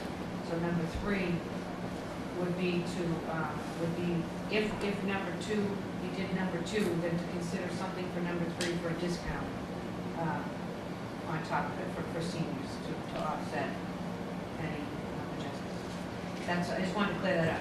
I'm fine with I don't see a whatever. reason to do number 2 when you're gonna lose money doing it. It doesn't make sense to me. Mm-hmm. Right. I Yeah. just want to Yeah. clear that 2 up, that number 3 actually goes with number 2. I wouldn't recommend doing one without the other, because we're already losing $116,000 from the discount, and if you continue to add more of a discount on top of the discount, these people are going to pay no water bill. Mm-hmm. You're going to get no water, you're going to get no revenue from these customers, even if you do the $2. So the guy that's paying $6 is going to get a $4 water bill. Actually, I think you've got number one stated wrong. Removing the discount, it says 116,000 lost revenue. It's just removing the discount, you would increase revenue by 116, wouldn't you? Right now, we are losing 116,000. Yeah, that's what's lost now, yeah. So- You're right. It's lost revenue because we're, Well, it's lost revenue due to the discount. It is unrealized revenue, but it's not lost, because if you remove it, it then is increased revenue. But see, the Board of Water Commissioners, you didn't have a discount. The Board of Water Commissioners decided to have a discount, and you had to pay your water bill within the first, I think it was something, 10 days of receipt of the bill. Yeah, it was for something ridiculous. So it was 10, and it wasn't working out for anybody. Mhm. And so the board said, hey, as long as you pay your bill by the due date, you get a discount. So it was basically the whole 30 days of the, you pretty much have 30 days to pay your water bill and I thought still it was get the 10. discount. No, it's to the end of the month, I think it is, or whatever it is, but Okay. it was 10 days, and if the bills went out on the 10th, but the post office didn't deliver it until the 20th, Yeah. you lost your discount, which I have had that happen to me, where I haven't got it past the 20th. Right, I mean, it's, all I can say is I pay attention to the discount and I get mad at myself if I forget about it. So it does push the kind of prompt payment.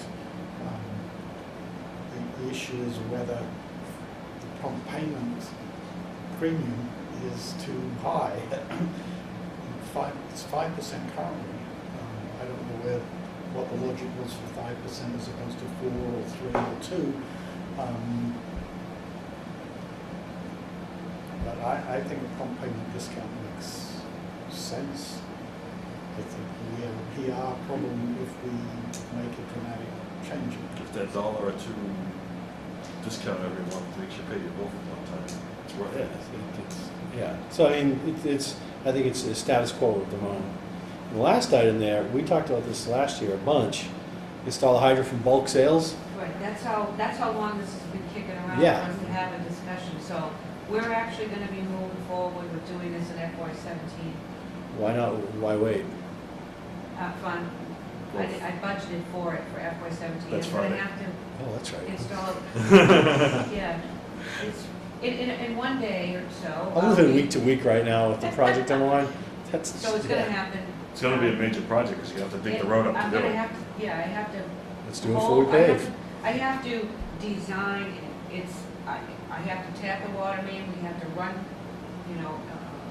a lateral of 8-inch pipe, the water main, we have to, You guys, extra hydrant right out there right now. It's painted blue. Can't you recycle that? it's out of service. No, it's a decoration. Well, but, I mean, the reason for it, I mean, obviously one reason for doing it here is that there's It's a cash somebody and carry. here. It's a cash and carry. Other towns do it. Do you think People there'd ask. be a lot of customers for that? or- I don't know, we would have to advertise just like any Mhm. other business, we put it on our webpage, it would be a cash and carry, it would be set up.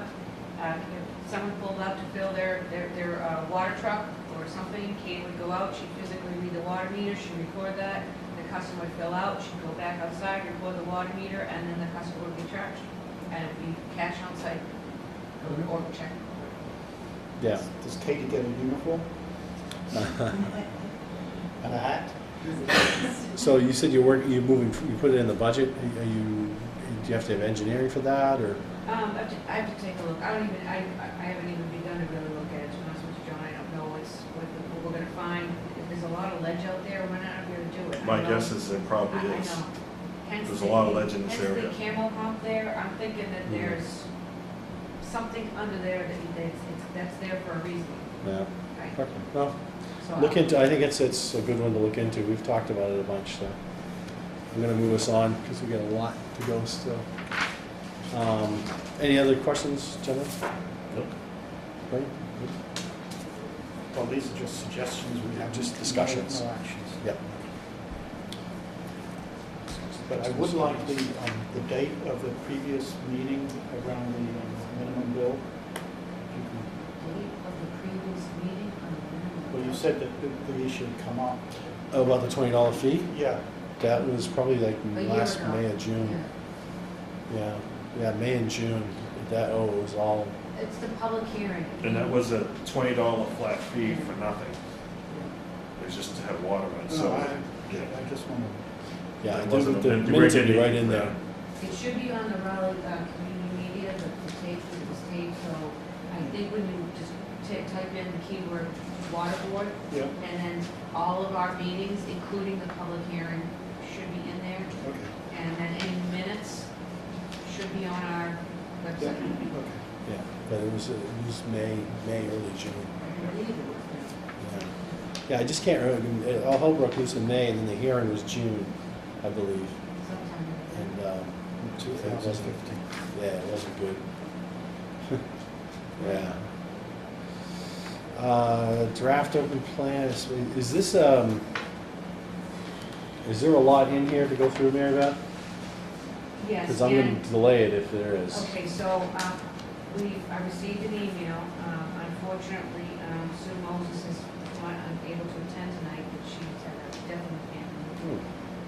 But she did ask in her email that the board discuss this in full. They need your response.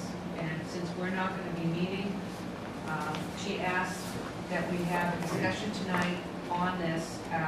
I had drafted up, which I gave the board in advance, what I had come up with for the open space plan for the water department. And she'd asked that we have a discussion so that it was in our minutes, so that they can have your discussion and your vote in the minutes, so they know what to do. I can walk you through some of these things pretty quickly if you want. Yeah, there's just so much, I started going through this, and there was so much in there. Okay. That's why I just don't want to spend 2 hours on this tonight. But if you have a document that you want to point us to? So you have a document in there, and the heading says water supply system. Yep. This is what will be what I have proposed be inserted in the document. I went through, Sue had emailed me what was currently there, they had the draft. I went through it, I reviewed it, and I made some corrections to the information that she had. It includes the water system map, and then a 2-page little blurb. Also in the plan is the 7-year action plan, and that is on the 11 by 17 chart that you have, table. Whose action plan is that? Excuse me? Whose action plan is that, table 9.2? This is the town of Raleigh's, or this is the open space action plan, and there is a section in there, section 1.4. They've gone ahead and it lists who's responsible for what of these action items. So section 1.4, protect and monitor the well fields, and there are 4 items there. That's our responsibility. Item number 1, maintain perimeter boundary around wells with no public access. We are not doing. Well number 2 has the ball field located on Havel Street, right in the zone 1. The DEP came in and did a source water protection assessment of the system. At some point, I don't know the history, I'm not trying to open up a can of worms, but it is mentioned in the report that the town was supposed to get rid of the ball field because it is in the zone 1 and there's a potential contamination for the groundwater supply of the activity. Don't know any history, I just know that's in the swap report, which is on our webpage. Complete the annual state of water report, we are doing it. Conduct periodic testing of wells to ensure water is safe, we are doing that. Review and update as necessary water conservation and pollution control steps, water department website, we are doing that. Oh, and the other thing that I mentioned was over at the treatment plant, well 3 and 5, well 5. Currently, because of the language and the open field there for the open space for the conservation, which allows human activity. So again, because we allow human activity in that open space, it is in the zone 1 and zone 2 of well 3. So for 2 out of the 3 sources of supply, we allow public activity. So we are not doing number 1.41, but the other 3 we are.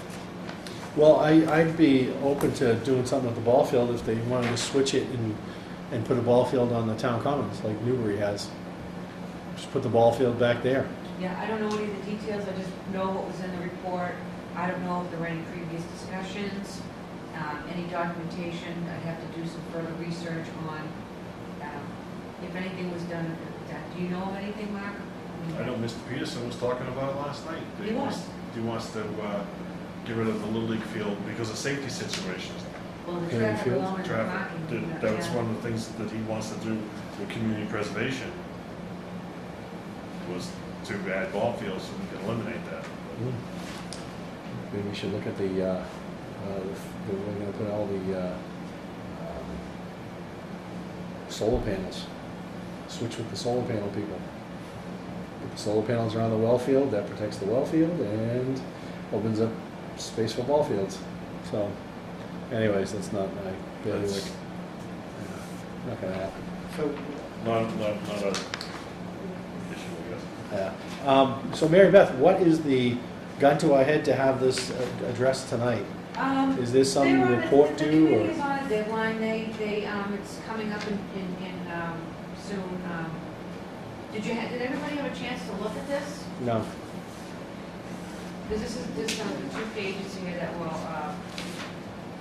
it's actually a page and a quarter, the text, and then the map that will go in. And then the action plan is something that, it's actually a town, if you look at the entire table, that you'll see BOS, Board of Health, you'll see Concom. Boy, I have a Who's little issue. responsible for I it? got, actually, I have a question with this. The first page, bottom paragraph, and it says, the last sentence, the Mass DEP issued an environmental consent order to the town to build a new water treatment plant after high levels of E. coli were found. I didn't hear anything about E. coli, and all I heard was that it was because of the manganese problem. That's the first time I've heard that. That, reading this, I have a Where big are- problem with that. Where are you? The first page, bottom paragraph, last sentence. Yep.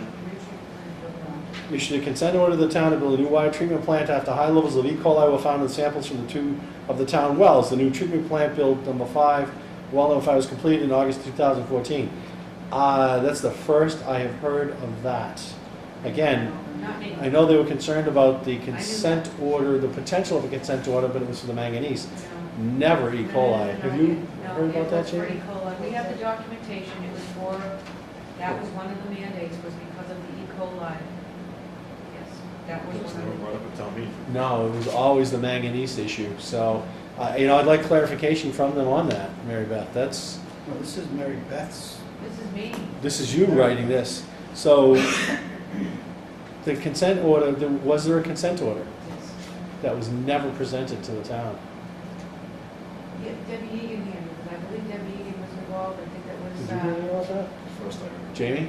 I don't. was that during the No. Deergate? No, JK was Your state was after. subsequent to the that. treatment plant. Yeah. Yes, it was. Yes, Yeah. it was. After the treatment plant was approved. Well, okay, so, No, it just. The only consent on Irvin was So- because of Digate.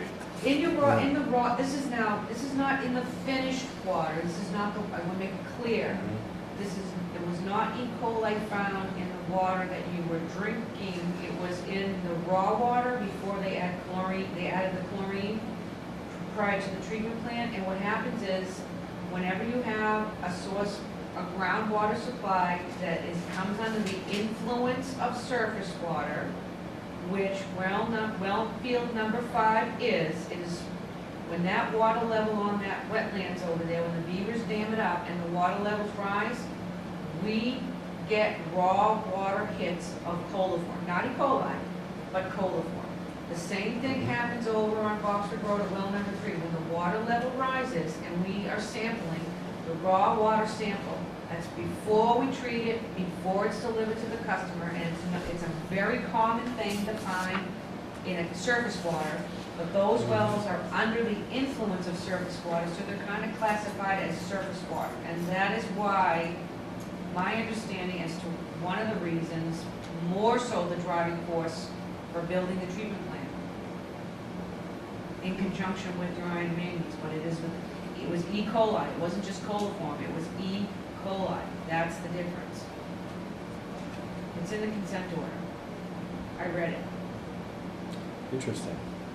That is not the way it was sold, but that's, Well, that's And neither here you nor there. remember, but- you know, there wasn't a lot of things that were, not like we have discussions today where you know, we're open, you know, we're transparent on how we're doing things. There were not, I don't think there was a lot of things that were shared or were out there. If you was a water customer and a resident, you know, didn't know about this, I don't know, but this is real. This is what really, yeah, Okay, so that's what the records reflect? yes. Okay, so what are Well, they well, actually, it basically says, I mean, I think this is one where wordsmithing would pay dividends. And the actual wording here says that E. coli was found in samples from 2 of the town wells, which strikes me as being different from the E. coli was found in the surface water in the area of the wells. No, it was found in a raw water sample, which there's a sample taking, when you pump the water out of the ground, Right. there's a sampling site before it goes through treatment at all the wells. Yeah. That's where you take, each well site, you have to take a sample for bacteria Right. before any chlorine or anything else gets into it. Right. and so that reads correctly? That'd be your raw sample. The samples from the wells. That's Mhm. before, that's pre-treatment from the wells Pre-treatment. Right. versus Okay, all right. post-production. So Mary Beth, what are they looking for? What do they want us to do? Nothing, just to Just vote an to- FYI? Just no, to vote to include this into their open space plan. This is the draft, and it's always something like this. This is what I we found. We have, the board wants to look at this. This is the whole plan. We pulled this I together. think you gave me a copy of that. Yep, in our section, this is water supply. So this Mhm. is the section that will get inserted of ours. But this is the town's with the table of contents and all of our stuff.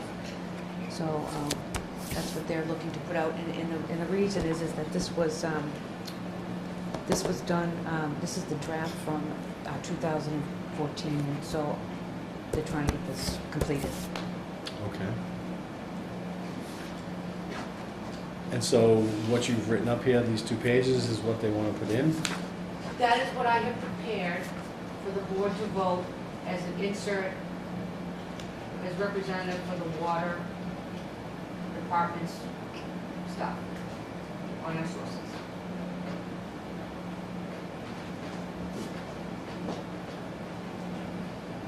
So it's just an updated version of what we read now. You said. Right, so what happened was, there was a Just draft, updated it. there was a draft that was emailed to me that was Mhm. probably prepared back in 2014 by I don't know who. Yep. From the water department.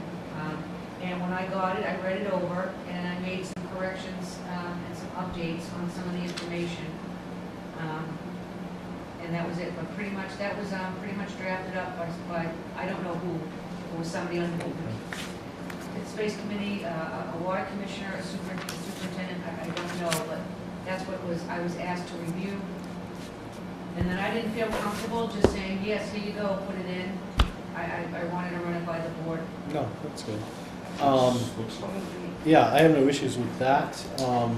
I guess this open space and recreation plan, what type of, you know, with any statements we've made in here, are we held to anything, or is this just an advisory document? No, this is our responsibility. This action plan, that it outlines all areas, and includes a lot of different departments, including the highway. And each department has their responsibility, and to comply with the open space plan, we only have those 4 things. We're already doing 3 out of the 4. The first item that I mentioned about no public access, that would have to be discussions with other boards, probably some discussions with the selectmen. You know, it involves the ball field, and it involves the open space for the Conservation Commission. So I think what Brent and I will be working on as far as the new discoveries on the restrictions and the easements over there, or the use of the space, I should say. I think it's gonna kind of sort of maybe cover this one. Yeah, no, okay. So, do you want to make a motion to accept Mary Beth's So write-up? moved. I have no, I mean, apart from the fact that I'm not sure, I'm as surprised about the E. coli as neither would John. I have no problem with the write-up. It needs to be accurate. We do have a concern about signing up for something that we have no possible way of doing, which is maintain a perimeter boundary around wells with no public access. That seems to me. That's a DEP requirement, we're supposed to do it. We're supposed to own and We- control the zone one. We have been so out of compliance for so I know. long on that, I know. that, you know, let's put it in and then, We can try to work Like I towards said, something to work towards. Yeah. Does DEP actually say no public access? own and control the zone one, which is 400 feet immediately around the wellhead. And that ball field is listed, the DEP knows about the ball field. It's in the source water assessment. It was an issue when I worked here, It's been an issue for a long so time. that's 20 years. it's been an issue for a long time. Human activity, and the DEP doesn't want the only human activity that is supposed to take place is water department, licensed operators working on site, and contractors coming in to do work. And it's not supposed to be any activity, no hiking, no walking, no, nothing. No walking your dog. And well number 2 is the one that's not in compliance, are the others in compliance? Correct. The open space for the conservation that is controlled by the Conservation Commission encompasses, the property is in the zone 1 and zone 2. So a portion of the field is in the zone 1 and zone 2. And I can work with Brent with some clarification and maybe some suggestions on how we go about, working towards that. And maybe there isn't anything we can do, we can't because it's just the way things are set up, but we can certainly look into it. I wouldn't really get hung up on that because we are already supposed to be doing that.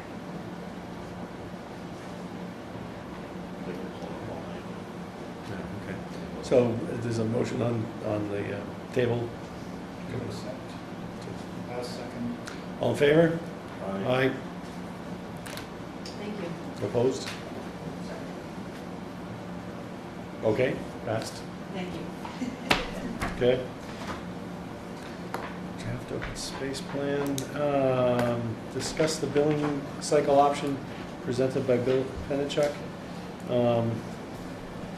If we don't have anything prepared on that, I'm not gonna go into that tonight. Let's put that off to another meeting. August 2nd. Table that? Yeah, August 2nd. You guys okay with that?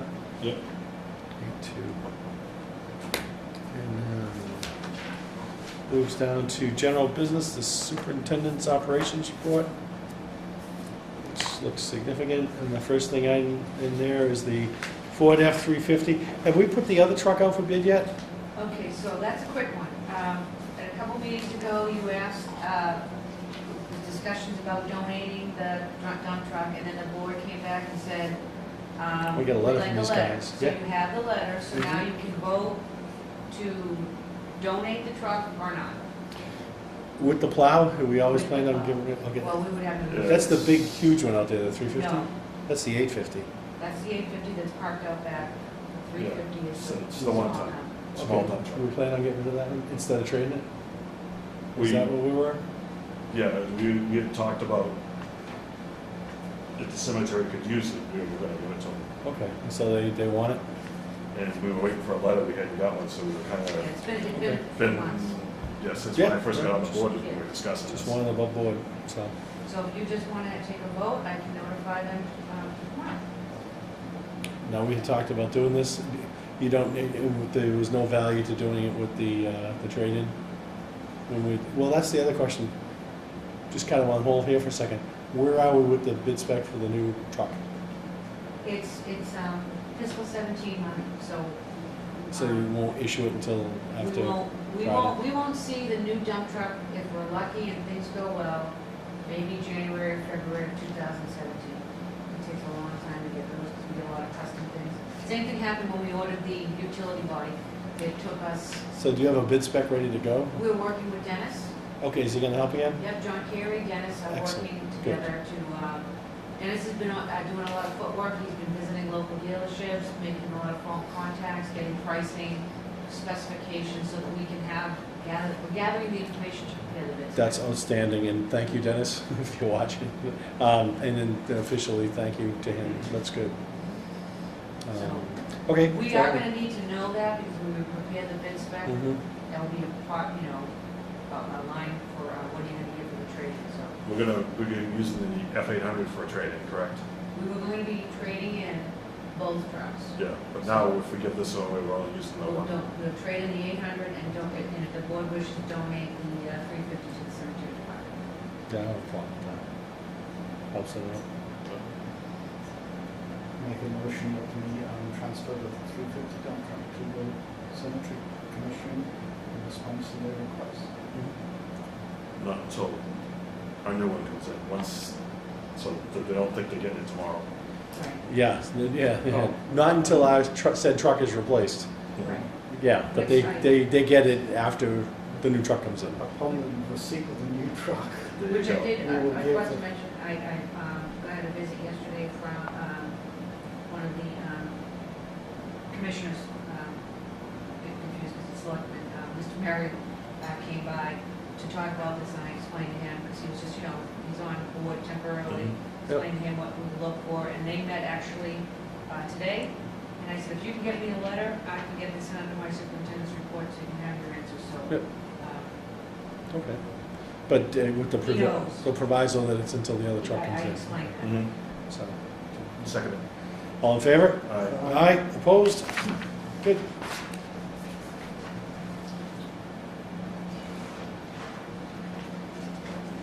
The next thing I'd like to get is I have to recall, we're gonna have to do this all the time. Every time we make changes to the emergency response plan, I need the water commissioners to sign that signatory page. The changes this time are we have a new commissioner, Bernie Collin, and then I had to remove Phil Moran as a distribution. Mhm. So that's the page where the tracking of all the changes. There are the two, and then if you guys could just sign and date on that, that'd be wonderful.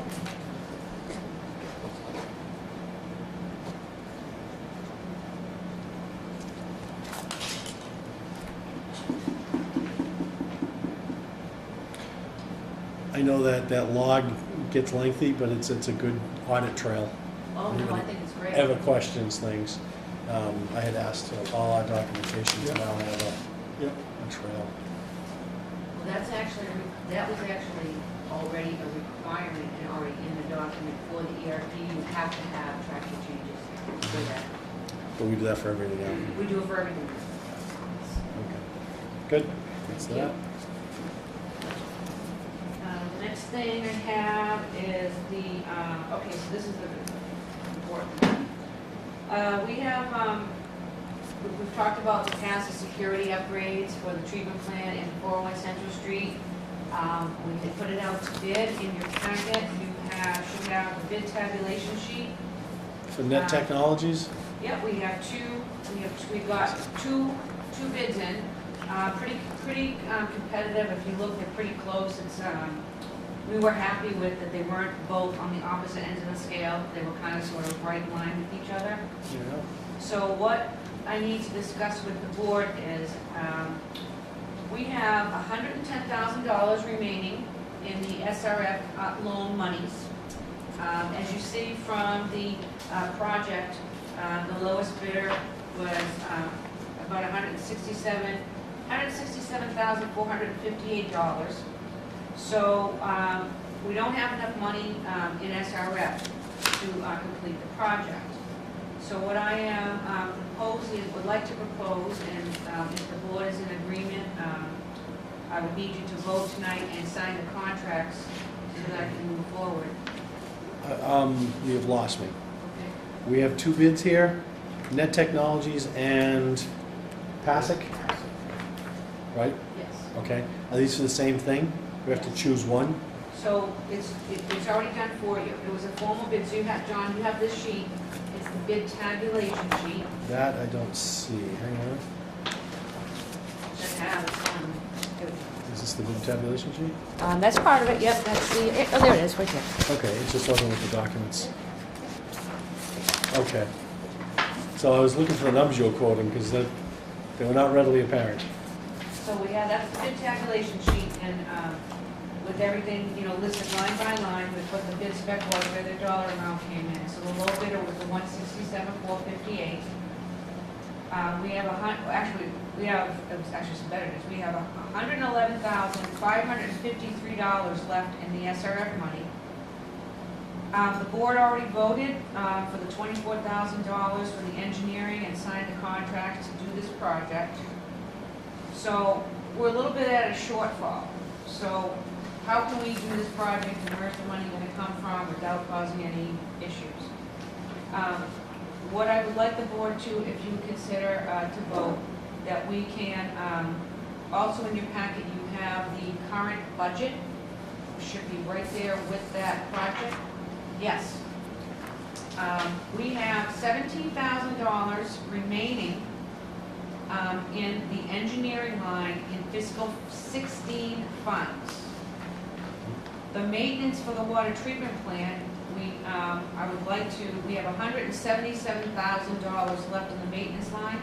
So what I am proposing is that I encumber the $17,000 from the engineering line, $73,000 from the maintenance of the water treatment plant line, for a total of encumbering $90,000 for the, so we can complete the security upgrade project. And we can encumber the fiscal 16 funds, which will get transferred into the 17 funds, so we can do the project. Do we have to do that at town meeting as a cleanup article? No. Okay. If the board is in agreement, I will need you to sign the contract with Net Technologies for the project. And then the next step, I will have Karen Summit, the treasurer, also have to sign this document. And then, we're just gonna hold on to this for the time being, but the reason is that we have to have this signed contract now. You can't wait until August, it will be too late, I won't be able to, I won't be able to encumber the funds. But in order to be able to encumber the funds, I have to have the signed contract. If I wait and take the money right off the bat on July 1, out of my operating budget, that's really not a good way to start off the budget year.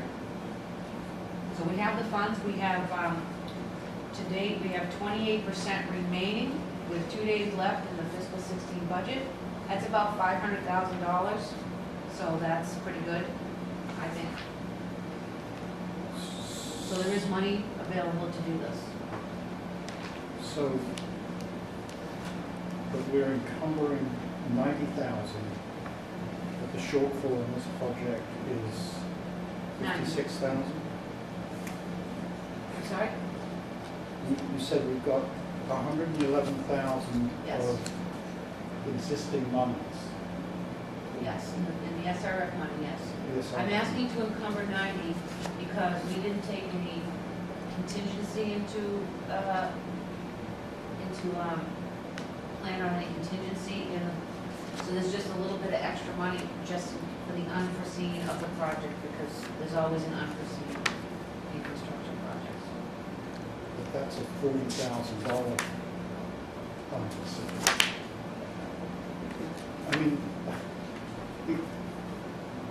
I don't have any problem kind of trying to control some of the surplus that we've generated for subsequent uses. I'm just unclear and confused as to why would we be aligning those funds with this particular project. If we don't, okay, so if we don't, right now, if we were just to use SRF money, we can't do the project. We do not have enough money remaining in the loan that we already have. We already have that money. That's not gonna cost anybody anything, it's already there, it's And it already doesn't spoken disappear? for. Well, it's gonna disappear if we don't spend it, it's gonna go right back into the DEP SRF Yes, pot. but when does it disappear?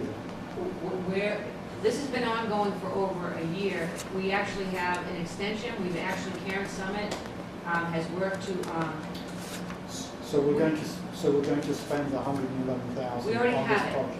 we already have it, it's already there, It's been earmarked for us to spend. yes. So we spend that, But it's short. I need an Right, additional understand. 90, okay? Mhm. but why is the additional 9? That's what I'm unclear about. We've got 167 $167,500. I'm asking to add a contingency. I don't need exactly 90. I need 167,458 minus 111,000, whatever that is. That's what I need for a deficit. But I'm asking for a little bit more in the event that there is a shortfall in the project of an unforeseen. I need to have a cushion of about $200,000. If that makes it in more perspective. Those two numbers together are roughly $200,000 for the total project. And I'd like to encumber the funds. We have the funds. It's an accounting, I don't want to say an accounting trick, it's not a trick, it's an accounting technique.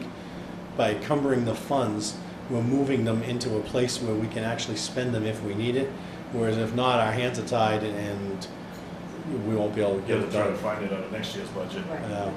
So may it's not giving be us, there. it's, by encumbering it, it gives us an ability to sweep those excess funds into M17 to cover that shortfall.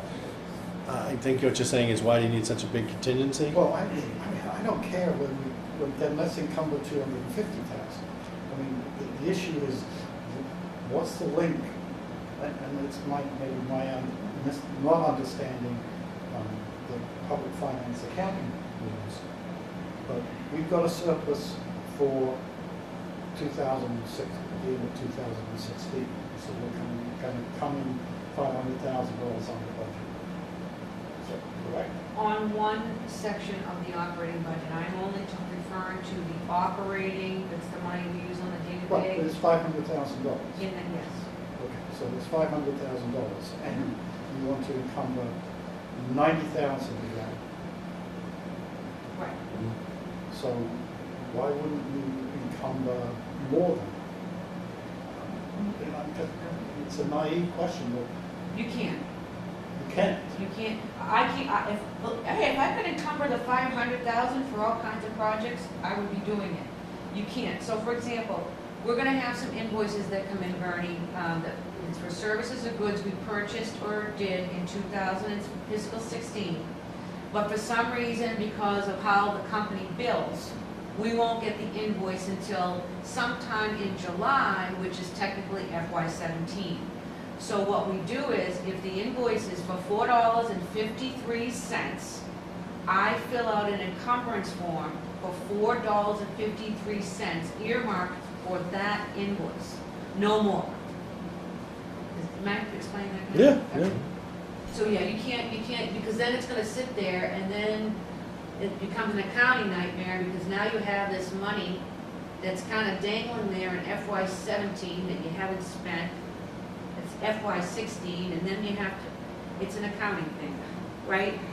So, that's And why when- we couldn't And at the encumber. end of the year, the money that's left over, It goes, after everything's all reconciled, that's your free cash. yes. Which we After can then move certified. into capital. That's, Which- yeah, that's what we use for capital. It's got to get certified, and that's when we go to town meeting, and we ask them to transfer from free cash to stabilization. And then from there, any projects we might do. So let me ask, if I'm taking too much time, just let me know, but this is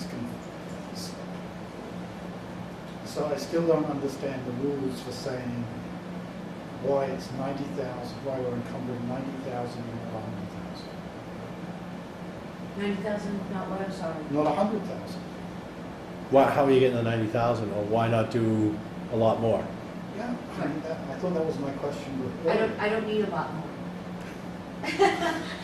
Well, the thing is, the finance committee, if they find out that you're just encumbering Yeah, scads of cash, we'll be going to another meeting with the FinCom to have to explain our actions. And Jamie's, I'm looking at Jamie because she's on the FinCom. Right, no, I understand. So they keep a watchful eye on the boards and what we do. And what Mary Beth is proposing is reasonable and customary Yes. to able to pull out enough money for a decent contingency in case we forgot about, a chunk of something that had to be done with this. There's always something. No, I Yeah. completely So- understand that. So, yes, it'd be great to completely say, understand let's encumber it out I just, quarter But it million. doesn't, I it doesn't just- disappear, it's just, you know, I so, just but won't, you- I mean, I think this project, the bids are the bids, and I understand that. I just don't want any bid creep in this particular project. Bid I what? want Bid creep. Oh, I here, do not, this is SRF, that won't happen, that's, the only time, okay, so in a project, when you bid stuff out, there would be a change order, which would have to be approved and signed off by, if there's anything, and it might be for an unforeseen. I mean, if they go to put a post in where we have to, what if they hit ledge? I don't know. I mean, I don't know. There's always that I don't know part. So change orders would be done. I will be managing the project with John Sikora. This is the final ending of all of the projects for the water plant. So, we are on schedule with the DEP. We have to get this done. It's gonna be pretty much, I think it has to be done and completed by October. So we're under the gun to get this moving. oh, So we need a, Well, one question, Mary Beth, and looking through here, there is a section called the diesel, Mass DEP diesel retrofit program. Is that somewhere, These are, okay, so I mean, we're not doing any diesel work on our stuff, right? these are standard SRF documents. So that it's there was- addressing their They had use to- of the equipment around our water treatment plant. Yes, Okay. they had to That's- submit, That's what I thought I read. yeah. Okay. Ugh, no wonder it's so expensive. So if you're in agreement, if you could, I have the original. Okay. If you could, Yeah. Board of Water Commissioners signs up on the top, and then I'll have Karen Summit sign, you guys sign up here. Just mine or all three of I us? would, if you, all It three says name, commissioners. title. Okay, I I'll think just, if all three commissioners, and then we just write Board of Water Commissioners. Something.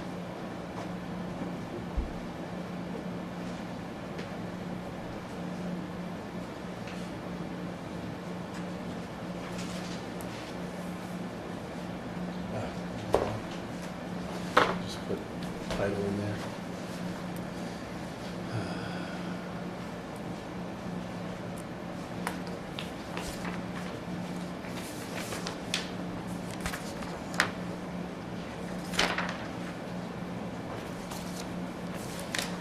Be happy, Bernie, this is the last of the SRF funds that have to be, well, I just, Dealt with, it's like- just a different way of doing.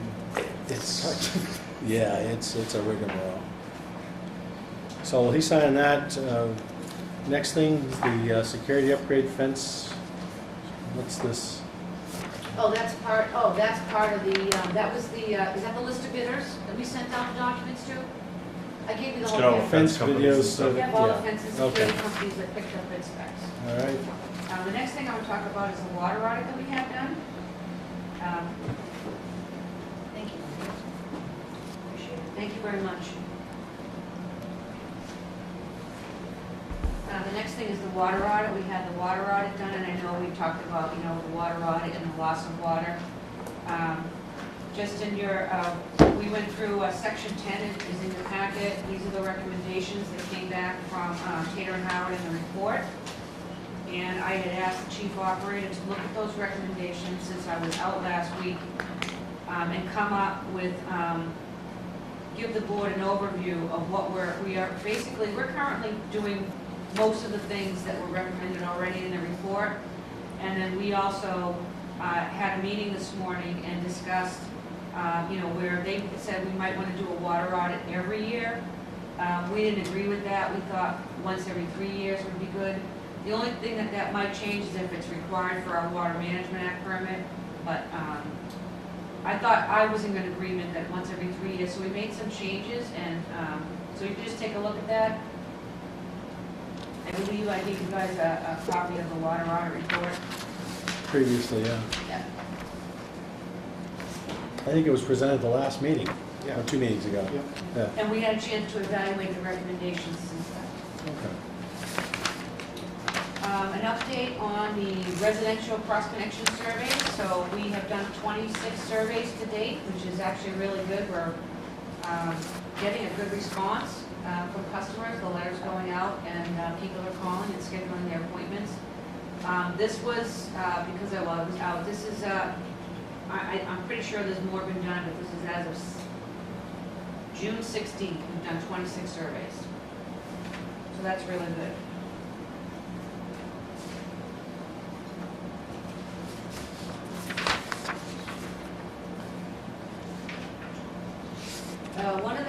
that we're required to do, and I think I mentioned this to the board before, you have in your packet, is we are supposed to do the, what I was referring to the PCS surveys, the potential contamination surveys, another way to help protect the drinking water supply. Basically, it's a drive-by in the Zone 1 and Zone 2 to see what types of activity is taking place. And both Rob Swiniarski and John Carey did that last week while I was out, and these are their results.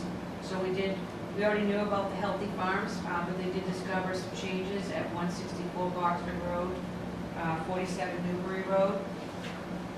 And they're listed here, so the board can take a look at that, but everything else pretty much stayed the same.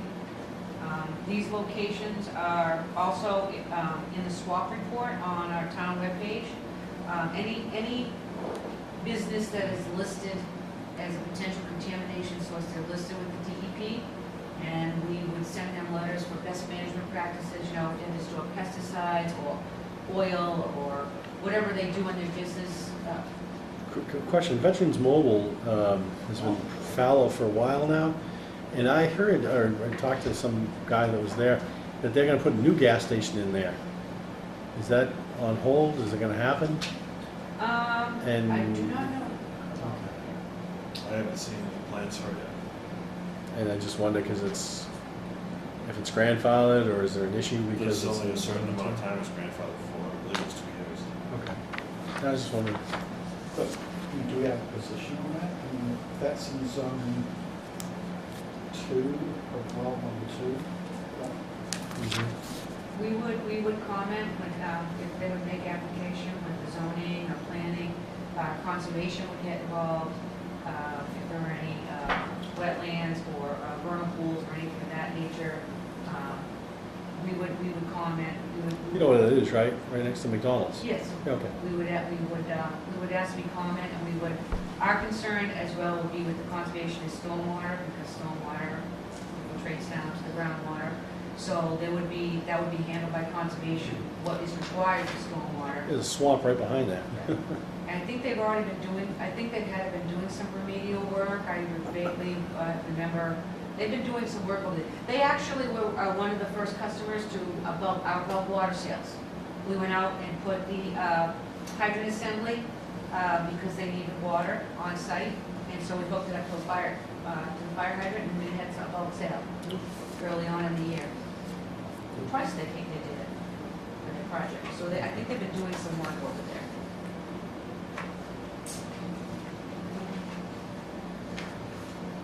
The other thing I just put in there for your FYI that we received from the town accountant, Sue Bailey, is the year-end schedule. So I apologize if we have to call you in more than usual. There will be, as far as I can tell, one more warrant. We're hoping that it will be completed by Friday, and then, of course, we'll call you as usual.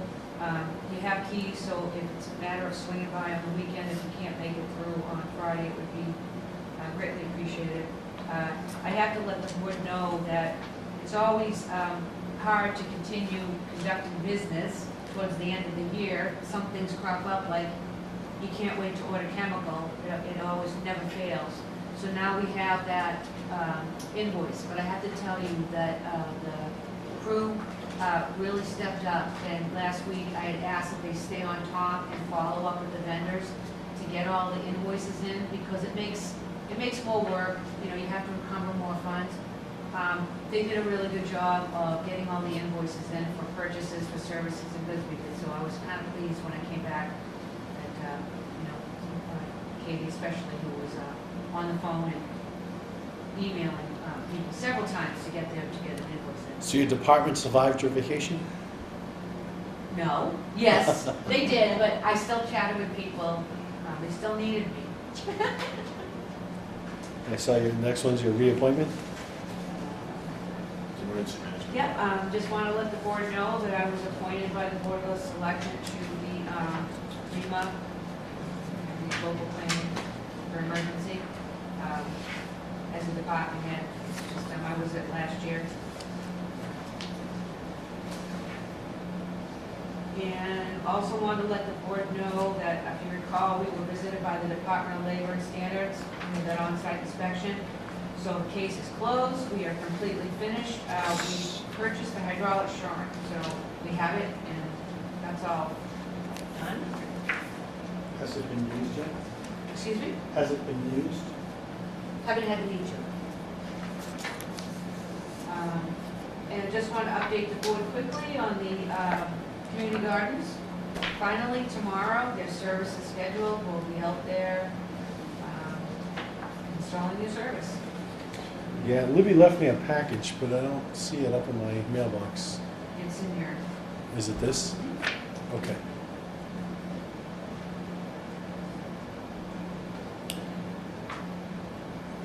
It's basically, John, what it is it's pretty much everything that you kind of sort of already have at one point or another. It's just a nice one package. And the other thing was is that I had to write a memo. I was requested that from, I forget now who, but I was requested that we send a memo over with a breakdown of the cost, additional costs for, it was for the finance committee to, so that they could get that additional money for their project. So that's a new package as well. How did we misquote, I guess, or miscalculate what they needed to pay? Was it just a miss, Okay. or? So, for example, when I explained to the gentleman at 73 Boxford, we like to purchase stuff so we know we have what we need, Mhm. I was told they took care of it, that Jesse, the words were, Jesse told me what to get, I went to State Line and I got it. Well, as it turned out, I didn't know what she purchased, I was never informed of what Libby actually purchased, and when we, then as we further dove in, and again, we went on under the impression that we were actually gonna be doing the service, and we were gonna be doing the on-site inspection. Now we're doing the whole thing. We did not have, that's why we had to put it off. We didn't have what we needed. So it sounds like it was probably some communication issues early on, that we're working with another town department, so we can use this as a learning experience for ourselves, is that if someone gets a volunteer or someone else to donate, then maybe we give them the laundry list and say, this is what we're going to do, this is how it gets done. If you want to do it yourself, here's what you have to do. And I think that might be what happened here. It appears to be, that there was some assumptions on both sides. It's like, well, you know what you're going to get, and yeah, we're going to get this, and then it's not, and there was the questions on the road opening, etc. So, not just them, but if we're doing something with like I'll make a cemetery committee, or the Parks and Recreation who want us to put in blah, blah, blah areas, the next time, let's make sure that we get something a little more. That's what we have, we've always had this every year. For state roads. We Already have permit. that was, I don't know if, I was in communication about the road opening permit. We have a blanket road opening permit with the state, and I don't know if it wasn't clearly specified where we were digging, and that it was under the assumption that we were gonna dig on a town road. I can assure you that we do put in road opening permits, and we do get permission from the selectmen. If we have an emergency, we still put in a road opening permit after the fact for completion of paperwork. But we have no way to get permission from somebody if we have to open up a road for an emergency, but we do. Could we approach the selectmen that and blanket. get something like this annually? It would make a lot more sense for a town department. That I can actually, Yeah. I mean, Put that on a if future- the state can do it, why can't the town? Yep, it's a great idea. Then you just notify the departments that you need that, okay, we're gonna be doing this, we were doing it, but, Yep. I mean, to me, it makes sense. So it's a refinement of the process. That's a Yeah. great We've been idea. doing this with the state for years. I assume that'll make your life a little easier. yeah, well, the state did it because they don't want to bother with all the mundane paperwork, that's why they went to the end permit. Well, And you running didn't around have to every department, every time you need to open the road, it's a little ridiculous. There are times when we're scheduling our work, we turn in 5 or 6 road opening permits. So why don't you look into that and then get back to us, and August 2nd. How about for that meeting? Think gives you enough time to Sure. chase it down. Okay, so for that. How are we doing on time? 8:25, okay. Agricultural Commission, is that part of that? Sorry? The June Yes. 15th doc, part of that with the equipment, okay? Yes. Community gardens on water, right? Yes, they are. Community gardens on water. Yeah, we get that. So we are now off the hydrant, actually. Yeah, We've got a temporary service Still? until. Till we'll tomorrow, remove that hopefully. Oh, tomorrow, okay. All right.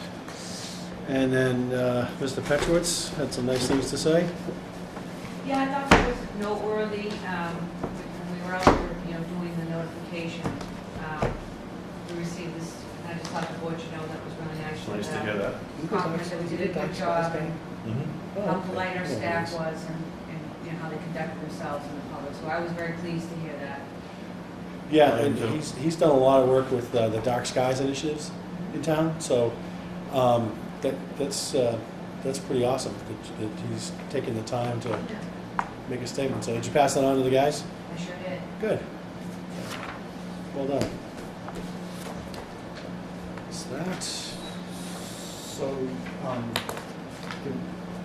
previously for the superintendent's report, we had the data on production and sales and revenues and We usually get that after No, we won't month see that end. until July.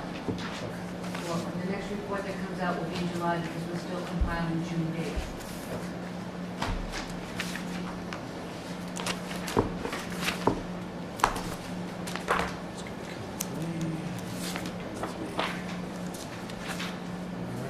Alright, suggestions for future board topics? Anybody have any that we haven't already covered or discussed? And as always, if you have something, just shoot it to Mary Beth, and, pretty good chance it'll probably get on the agenda. Just try to kind of keep it from being too big. so when is the next meeting? Well, we were talking about last time having a recess in July, but I think there's some things that we need to address. And then we want to try and schedule that walkthrough with Brent. I don't know if it's too much to have, if we do the meeting at 6 and then 6:30, well, you were going to take a look and see what's going on with regards, talk to Brent about the parking lot. If we want to spend some time looking here and getting his input too, we'll do that 6:30 to 7, and then 7 up at the road. But I'll leave that to you. If he says, yeah, there's things to talk about, and you guys, the board, do that. If not, 6 o'clock meeting, 6:30 up at the road.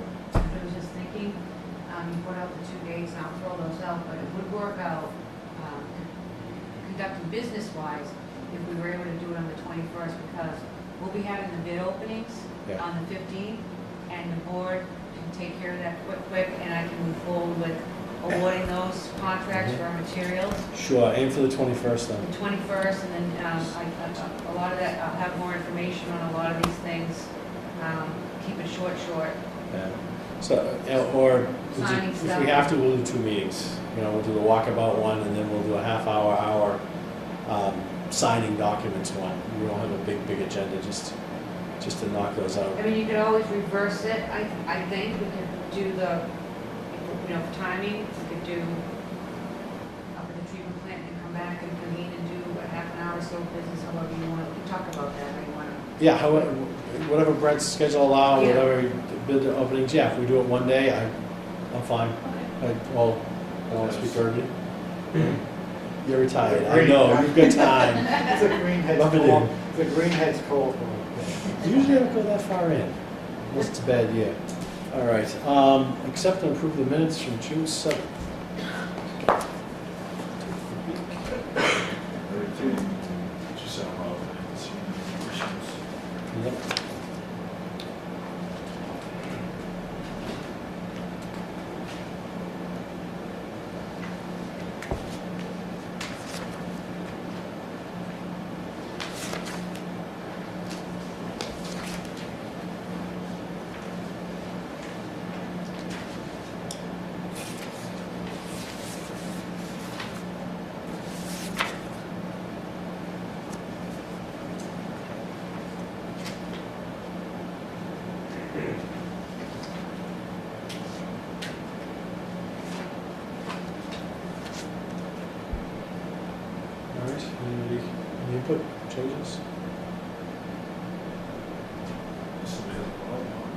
to accept it.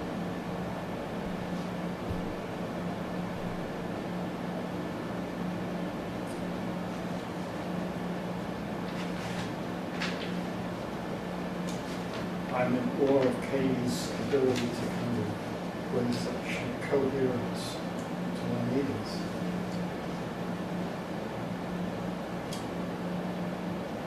So, second. All in favor? Aye. Aye. Opposed? Passed. And next meeting is 2BD, DVD, you'll let us know. And then August 2nd beyond that. Just entertain a motion to adjourn. So moved. Very, yes. All in favor? Aye. Aye. Opposed? We're done.